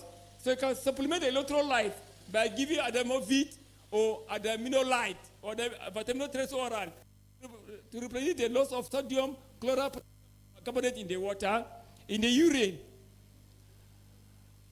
You can also use essential oil. It stimulates the cold structure of the oral and nasal mucosa. The bird will feel a sensation. So we advise someone that you use mental food or mental care. The mental food or mental care contain eucalyptus oil and essential oil. By the time you give to the birds in the afternoon, they feel relief from the heat. You can give in water. You can also spray them. You have a Nike spray, you spray the face of the birds. They feel relief. And they're able to withstand the stress of the heat for that day. But we prefer you use in water, especially in the southwest, because of humidity. But if you are from the north, we advise that you spray the pen with the mental food or mental care. You spray the birds so that they feel relief of the heat. But in the southwest, you can give them in water. Eucalyptus oil menthol. They will not feel relief of the heat, and they perform very well. Density control, high density, high metabolic heat production per meter square. Lesser the density, the better the airflow. So when there is space in the pen, there will be airflow. But high density results in less feeder space per bird, less drinker space per bird, more difficult access to feed and water, reduced performance. So during hot weather, space your bird, even per cell or debiliter. Very key. Manure, like I've said before, manure allows to reduce ventilation in cage. Very key. If you allow the manure to accumulate on pit, it reduces ventilation in cage. So remove manure continuously during hot weather, impractical. Continuously. Keep on removing the manure continuously, every day. Because heat produced during the decomposition of manure contributes to the heat load in the house. So the presence of large amount of manure in shallow pit houses or on the cage battery restrict the movement of air. So advise farmer always remove manure and liver. Hello? Hello? This is very key. We are of recent. I'm still doing research on that. Maybe by next year, I'm still working on that on different farms. Maybe by next year, if God permit us, I'll be able to talk more on this. Because we discovered that during heat period, the birds eat less and they have fat. Yes or no? They eat less and the birds are fatty. So it's something that all of us have to look at it closely, farmers. The birds eat less, but they have more fat. But for the meantime, this my research I discovered is that there are two things happening. They are what we call lipogenesis and lipolysis for now. But by next year, we are going to, at Adamo, we are going to work extensively to discover what's the problem in the poultry industry. And it's something that we have to look at it closely. The birds don't eat much during hot weather, but they will have fat. How come? But this is what we can do for now.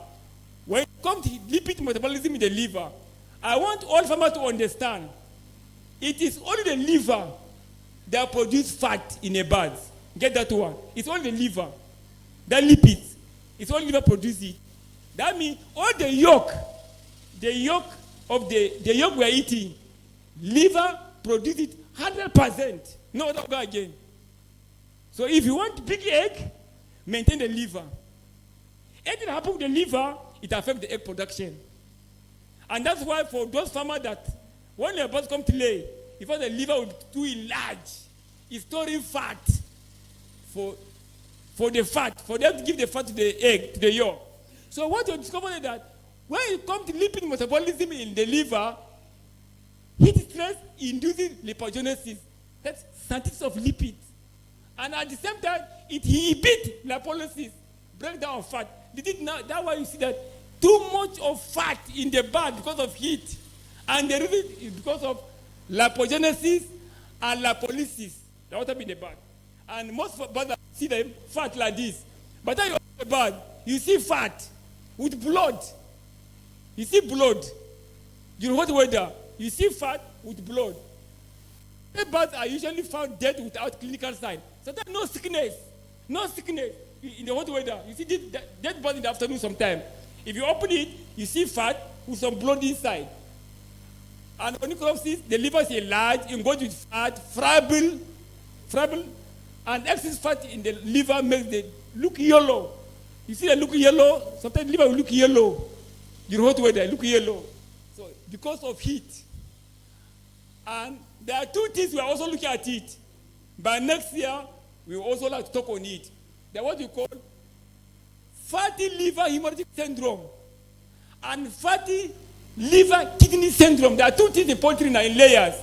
There are two things. So you look at what's affecting you on your farm, the hot weather. You have to look at it and now know how to diagnose it. The fatty liver hemolytic syndrome is that it causes increase in mortality with little drop in production. You see high mortality, but no drop in production. So when you notice that one, it is fatty hemolytic syndrome. But when you look at the fatty liver kidney syndrome, causes drop in production, but become increasing obese, but little increase in mortality. The body will be too heavy, drop in production, but little mortality. So it means that the liver and the kidney is affected because of the heat. So let me repeat myself so that we understand that one. During heat stress, you have fatty liver hemolytic syndrome. You have mortality with little drop in production. You have high mortality, but your production is still okay.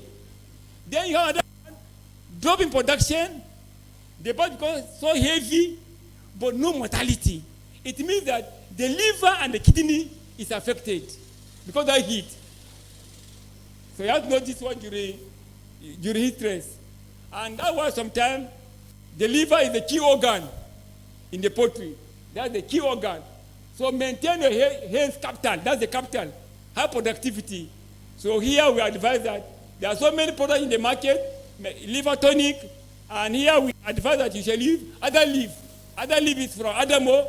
You can use to maintain the liver during heat stress, to maintain the liver. especially in broiler. So I advise use other leaf oral for the birds to maintain for a long productive cycle. Then we have VSOP for toxic. Somebody talk about toxic binder, mycotoxin here. So we can use this one. We also have from Adamo, but this one is a different mycotoxin because mycotoxin now is like chameleon. Like you see, like dropping. Is it E. coli? Is it Newcastle? Is it salmonellosis? It's coming in different form. So this VSOP is 5 in 1. It's 5 in 1. It has a clay. It has liver tonic. It has elemental copper. It has inside. It has moss. 5 in 1. And this one mainly liver tonic. For those that milk the feed, you can use it in the feed throughout. Hypotovine. If you don't want the liver tonic, we have a hypotovine. You can use it in the feed throughout. 250 grams per ton. Just 250 grams per ton. Then we are also a distributor for Kemen. For IB, they are all available to our distributor. So my dear farmer, poultry is not a rocket science. Yes or no? Yes. Let's pay attention to detail. Make notes, keep record, collect information. The birds, like I used to say, the birds talk to us. And the birds, they speak same language all over the world. They speak Hausa, they speak Igbo, they speak French, they speak your languages. So please, let's listen to them. And most of the time, God give us 5 senses. 5 senses. And I used to like to talk on that. 5 senses. You have the eye to see. You have the ear. You have the nose. You have the hand. You have the mouth. Do we use it in the poultry farm? So you find out that most of the owner of the farm in Nigeria, not the foreigner that come here, we have excursion MD. We have excursion MD. We have excursion manager. We have excursion supervisor. We have excursion attendant. Most of the owner of the farm, if they go to farm, like what we are developing at Adamo now, we are trying to tell the farmers that, please, anytime the MD, once you go to your farm, don't talk to your worker, greet them. The moment you are entering pain with your staff, you can never make use of the senses you are having, the 5 senses. So you have to move along. As you go around, notice lapses. Don't look for good thing. Always look for abnormal things in the pen and the birds. Then now come and call your manager. What's the problem? As the manager on the farm also, we advise you that don't rush going around the farm. As you enter the pen, look from flock to chicken. Let each bird see you per cell. 50 birds per cell must see them as you go around. And with that, we're able to enhance our poultry production in Nigeria the way we want to be. So thank you all for listening. I remain yours, Dr. Wageti from Adamo, Nigeria Limited. Thank you for listening. We can do better. We can do better. Let's give him a round of applause. Thank you so much, Dr. James Baba Wageti. We're always proud of him. Like he said, he's from my constituent. He's from my zone in the Poultry Association of Nigeria, Ogun State chapter. So sometimes we also tackle him on the platform. We say, you are from our place. So this charity begins from home, you know. So those are some of the things we enjoy. Those are some of the things that we enjoy from him from time to time. And he's always open for partnership in case you need him in your area to come and be a blessing to the farmers. But of course, when I say blessing, it's not free. There's a logistic cost to her.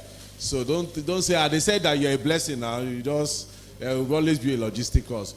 So to wrap it up today, we would be giving audience to Agri-Care. Yes, I know there will be plenty of questions, I'm sure. But it's just that if we... Okay, let me see. How many people have questions? Let me see your hands first. One. Only one person. 2. Only 2. That means 3. Can we take the 3 questions? Okay, let's see. Please, let the 3 people come upstairs. Come quickly. Come quickly. Let's listen to you. 1, 2, 3.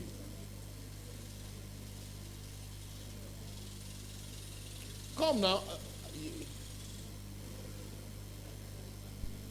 Please, straight to your questions, please. I'll make the question very brief. There's a mic there. Make it very brief. Yeah. Good afternoon, everybody. My name is Abraham Adesanya from DKNY Farm. Actually, the question I want to ask is, doctor encourage us to be using amino acid supplements. Yeah. If possible, if you can get the powder one in the feed. So my question now is, using amino supplements in the feed whereby we are using, no, we have some ones that are powdery that we can add to food. Now, using acidifier and probiotics, won't they have any interaction effects? Oh, that's a good question. Please, my brother asked a question that I said that during heat stress, you need to reduce the protein and supplement it with amino acid. But my brother asked, how about if you use acidifier in the feed? Will not help affect it? No. The acidifier will also enhance the absorption of even the supplemented amino acid.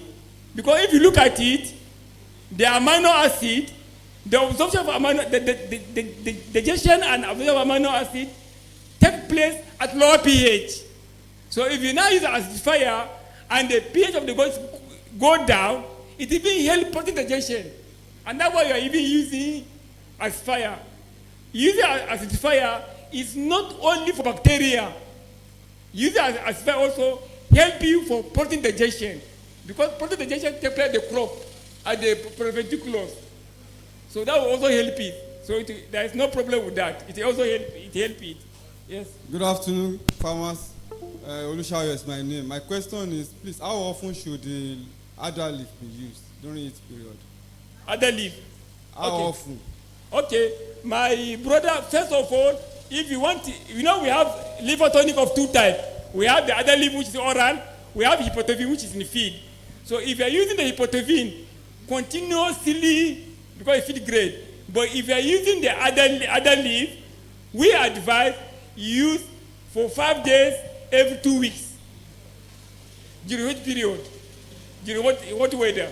Thank you. But if there's any issue around that period, maybe the liver is compromised, you see fat, you can use other leaf to break the fat down and to maintain the liver also. Thank you. Okay, thank you, sir. This we are the same time. We are facilitator at animal care. I don't know which question is asking me.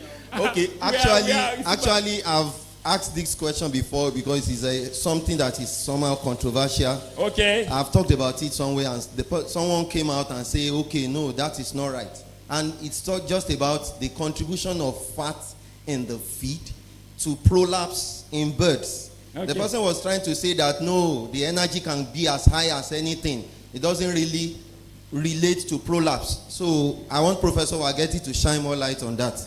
Number 1 is body weight. Number 1 factor for prolapse is body weight. Once the bird not attain the body weight, it will lead to prolapse. And 80% of prolapse in poultry is between 48 weeks. 48 weeks. All the products are having on the farm, it happened between 48 weeks. And if they can give me 2 minutes, I can.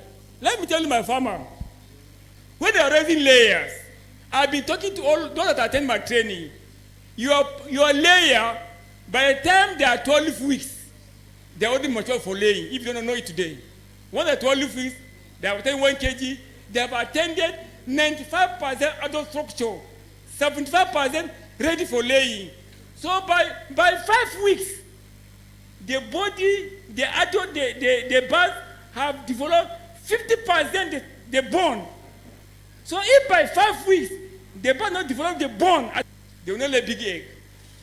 So make sure that you have the body weight. You can come to our stand you can give the guideline for the body weight. We have flyer there. You can get it. So that when you follow prolapse. So body weight related to body weight, number one. Then as you ask question, the moment you are about past 12 weeks, and if you are not giving them high energy at that time, take it or leave it, the birth will have prolapse. Take it or leave it. So you are right. So because after 12 weeks, that's why sometimes by 7 weeks, the birth growing is coming down. It's coming down.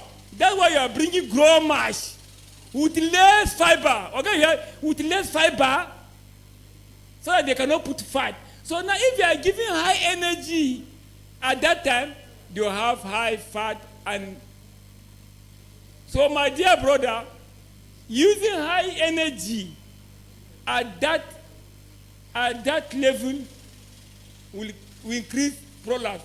But you know, every farmer, every layer specification, there's energy requirement. There's energy requirement. Once you go above down, it's a problem. And if you have the energy requirement, and maybe the energy requirement is 2005, and the base is on 50% production, and you are giving 115 grams, the base will have fat, they will develop fat, because that calculation is meant to lay egg, and the base not laying egg. So what do? It goes to fat formation. Fat formation. So I agree. Too much of energy too much of fat or in the bath can prompt them to prolapse. But there is specification for different birds. Make sure you stay with that specification of the energy of the birds and stay comfortable. That's what I'm saying. So thank you all for listening. Please, let's put our hands together for him one more time. Thank you so much, Dr. James Babawa-Getty.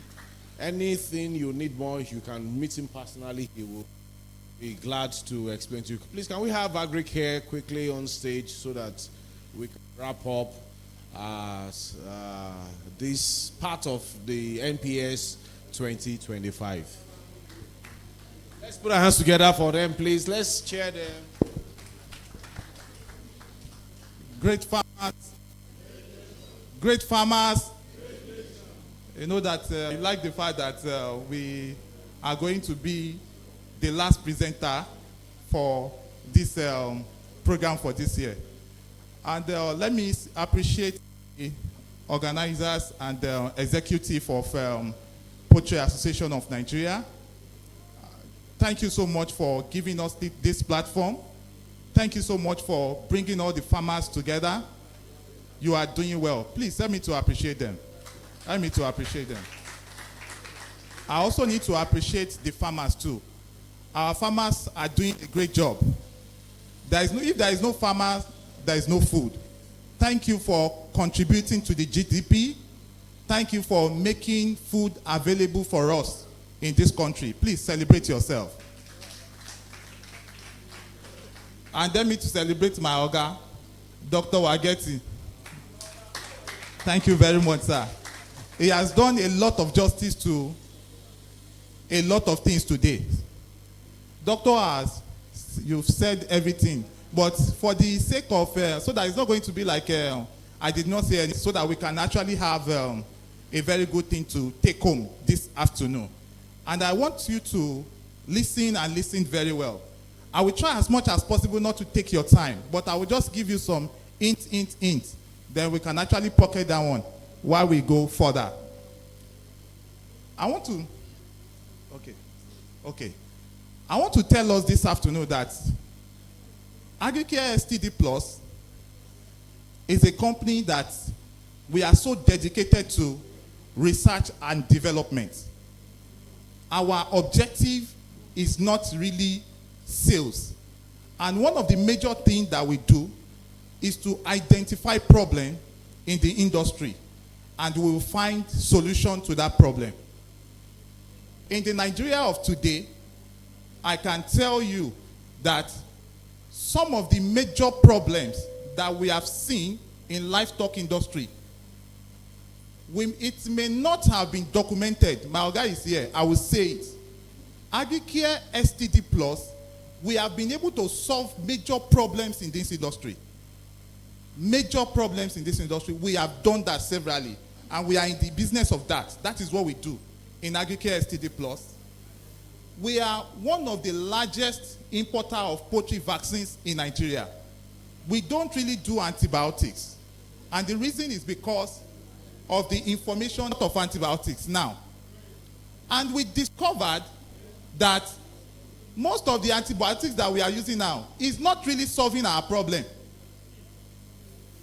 First problem, we have few labs in Nigeria. The few labs against IB, and your best will still come down with IB. Do you agree with me? Then what will you say? You will say the vaccine is not working. No, it's not the vaccine. It is because they cannot check for other variants of IB. In a similar way, I know so many farmers, they have issues with coccidiosis.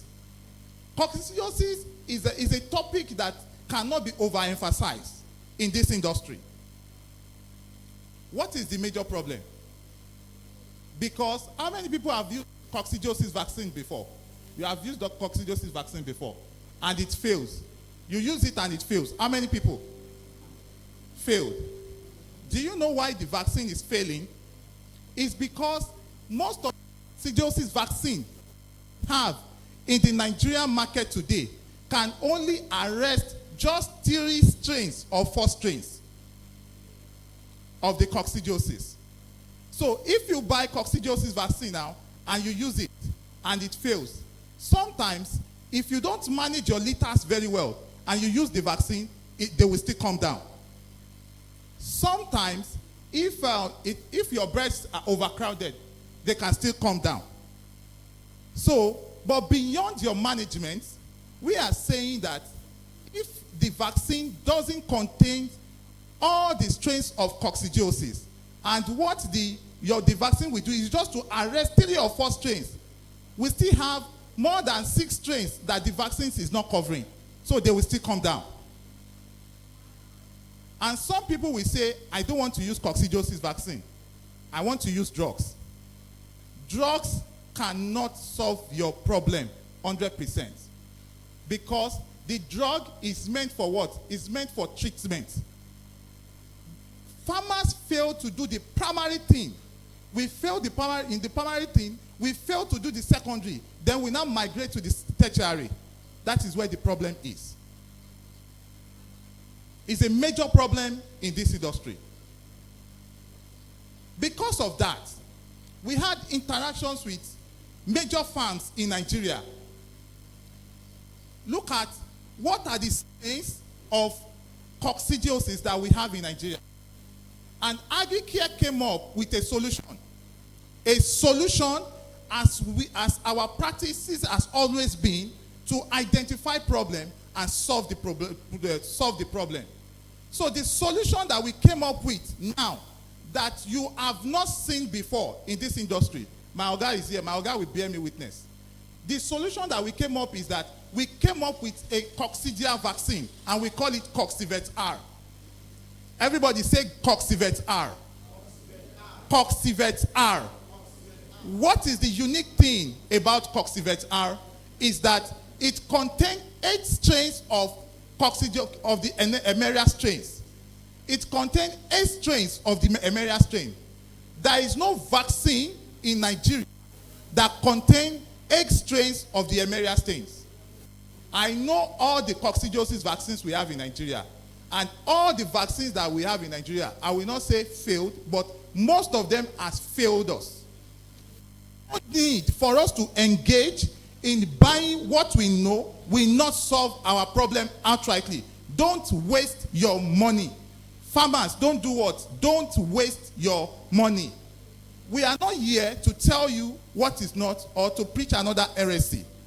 I can give you figures of farms in Nigeria, major farms that we celebrated, that when we mention their name, you will celebrate them because we know that they are at the forefront of poultry industry. This is the vaccine that solved their problems. Strains of the Emeria.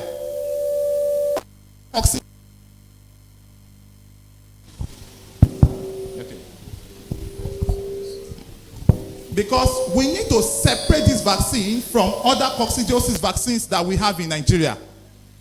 Most of the popular vaccines we know, it can only arrest just 3 strains.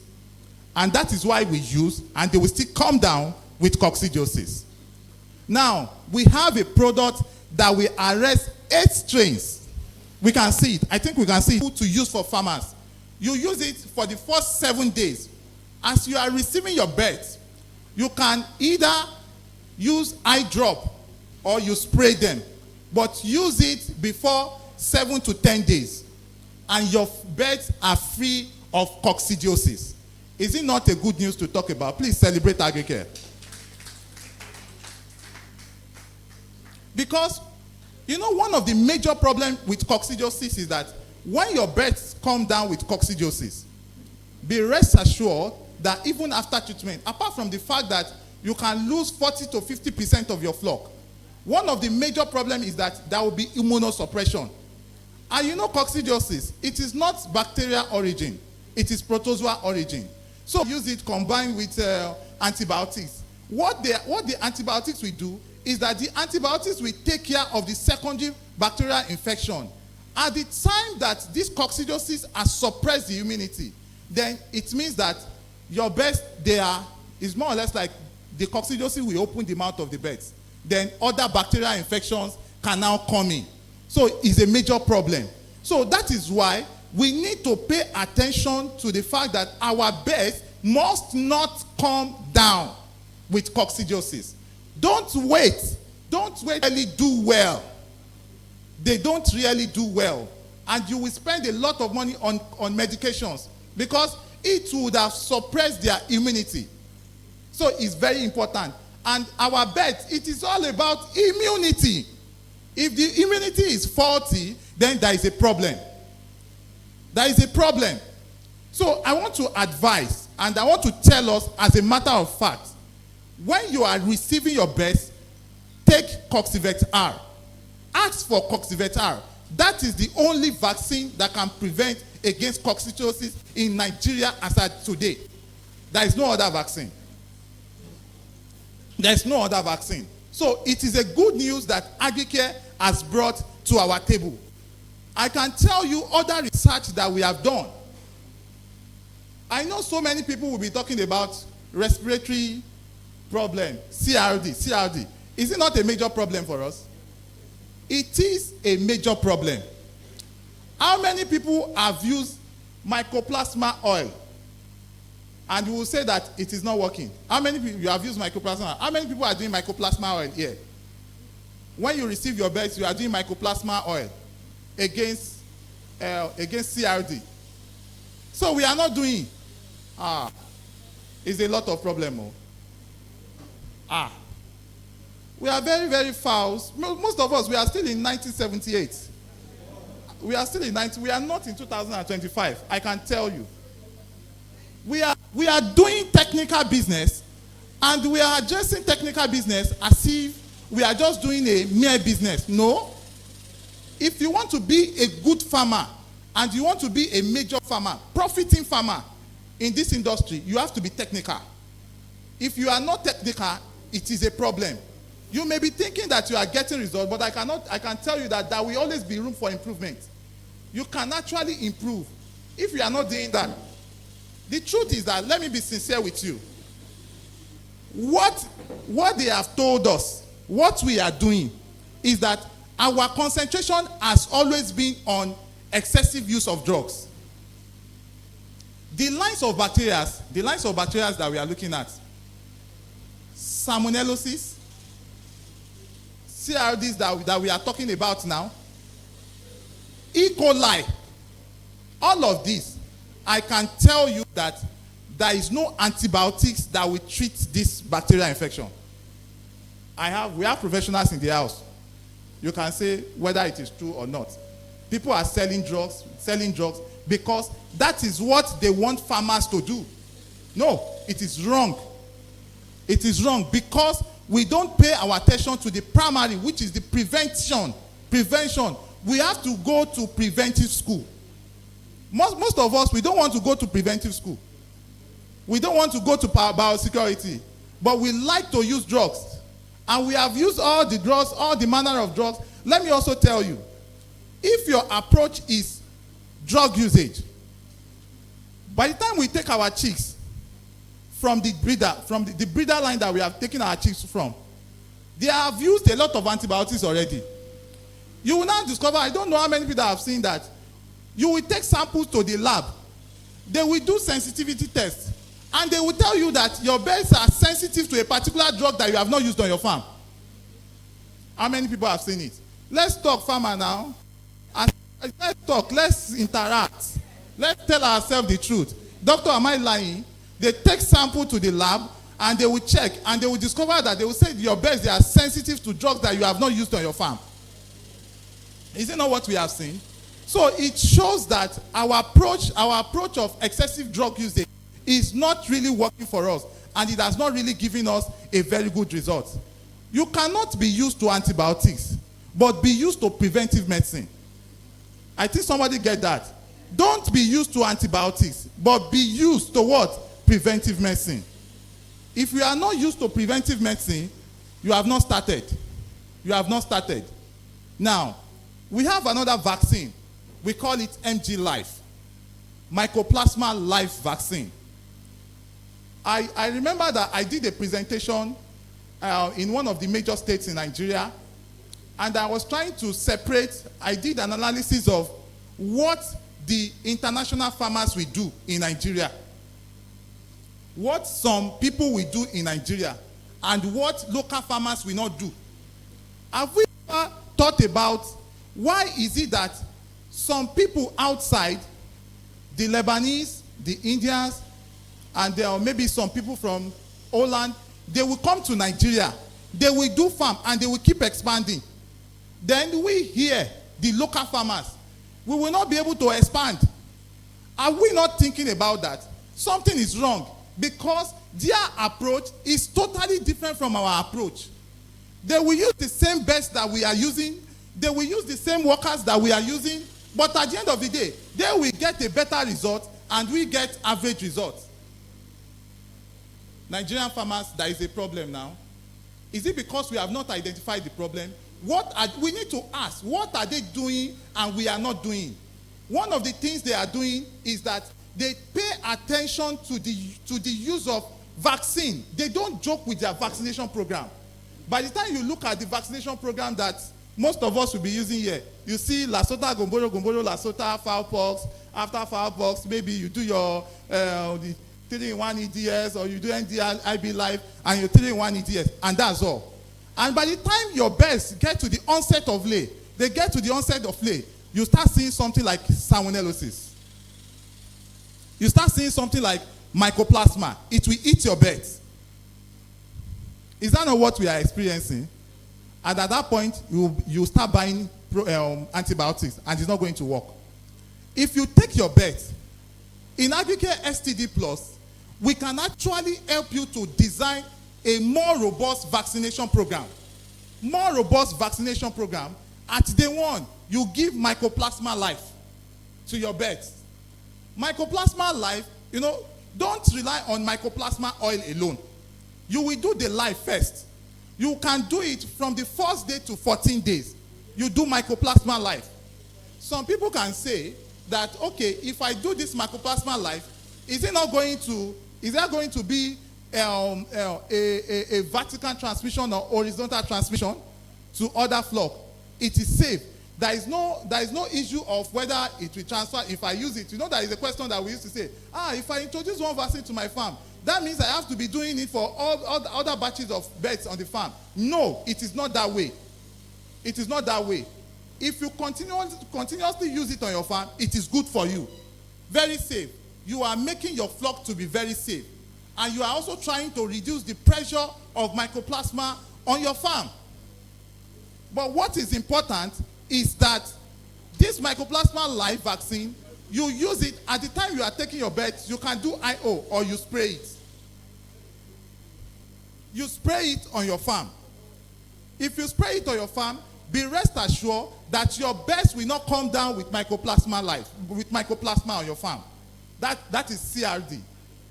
This is one of the things that the Lebanese farmers are doing and are buying that is giving them results that we local farmers are not doing. We are not doing it. How many people have done Mycoplasma Life in this hall? How many people? You have done it before, Mycoplasma Life. How many people? None has done it. It's a problem. This one, I'm not talking about whether you have choice. If you want me to tell you the truth, you don't have choice as a farmer. This is what you are supposed to do. Your choice is to take the right option. If you are not taking the right option, you are not where you are supposed to be. You do Mycoplasma Life at the first day. You can use it by eye drop. You can also spray it as you are on board. You spray it or you do it orally. Do it for the first 15 days. Then your birds are safe of any mycoplasma. What we are trying to do, we are giving you an approach that will help you to reduce the excessive use of drugs on the farm to make your birds to be very safe. So that is what we are telling you this afternoon. And I also need to tell you, people have talked about organic acid, organic acid, organic acid. We have, organic acid is something that we are getting to know now. Agicare has been in the business of organic acid for over 20 years. Set the pace for preventive medicine and other people follow. Because we are against antibiotics and we are not going to stop. We have seen different organic acid in the market. When my Oga was talking the other time, he was talking about one product, you use this one and you also use this one. Why can't we combine the product and we make it one? Combine the product and we make it one. If you are talking about organic acid, there are some major acid that you must know that the organic acid that you want to use must contain. We are talking about lactic acid, formic acid.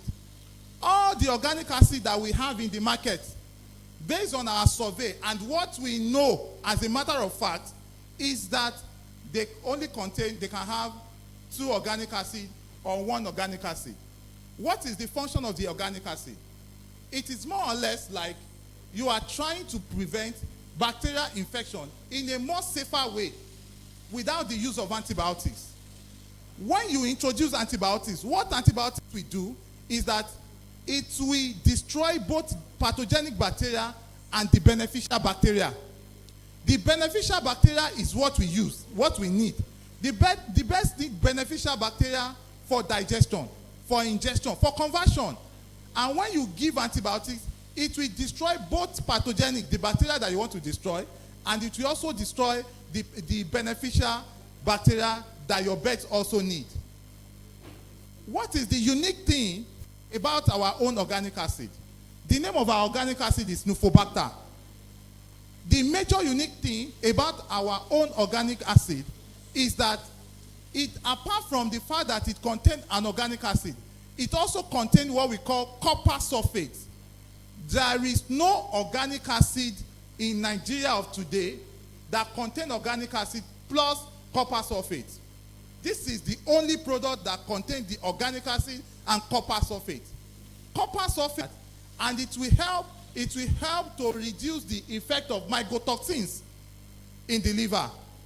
My Oga was talking about liver the other time, because most farmers, we don't pay attention to the liver.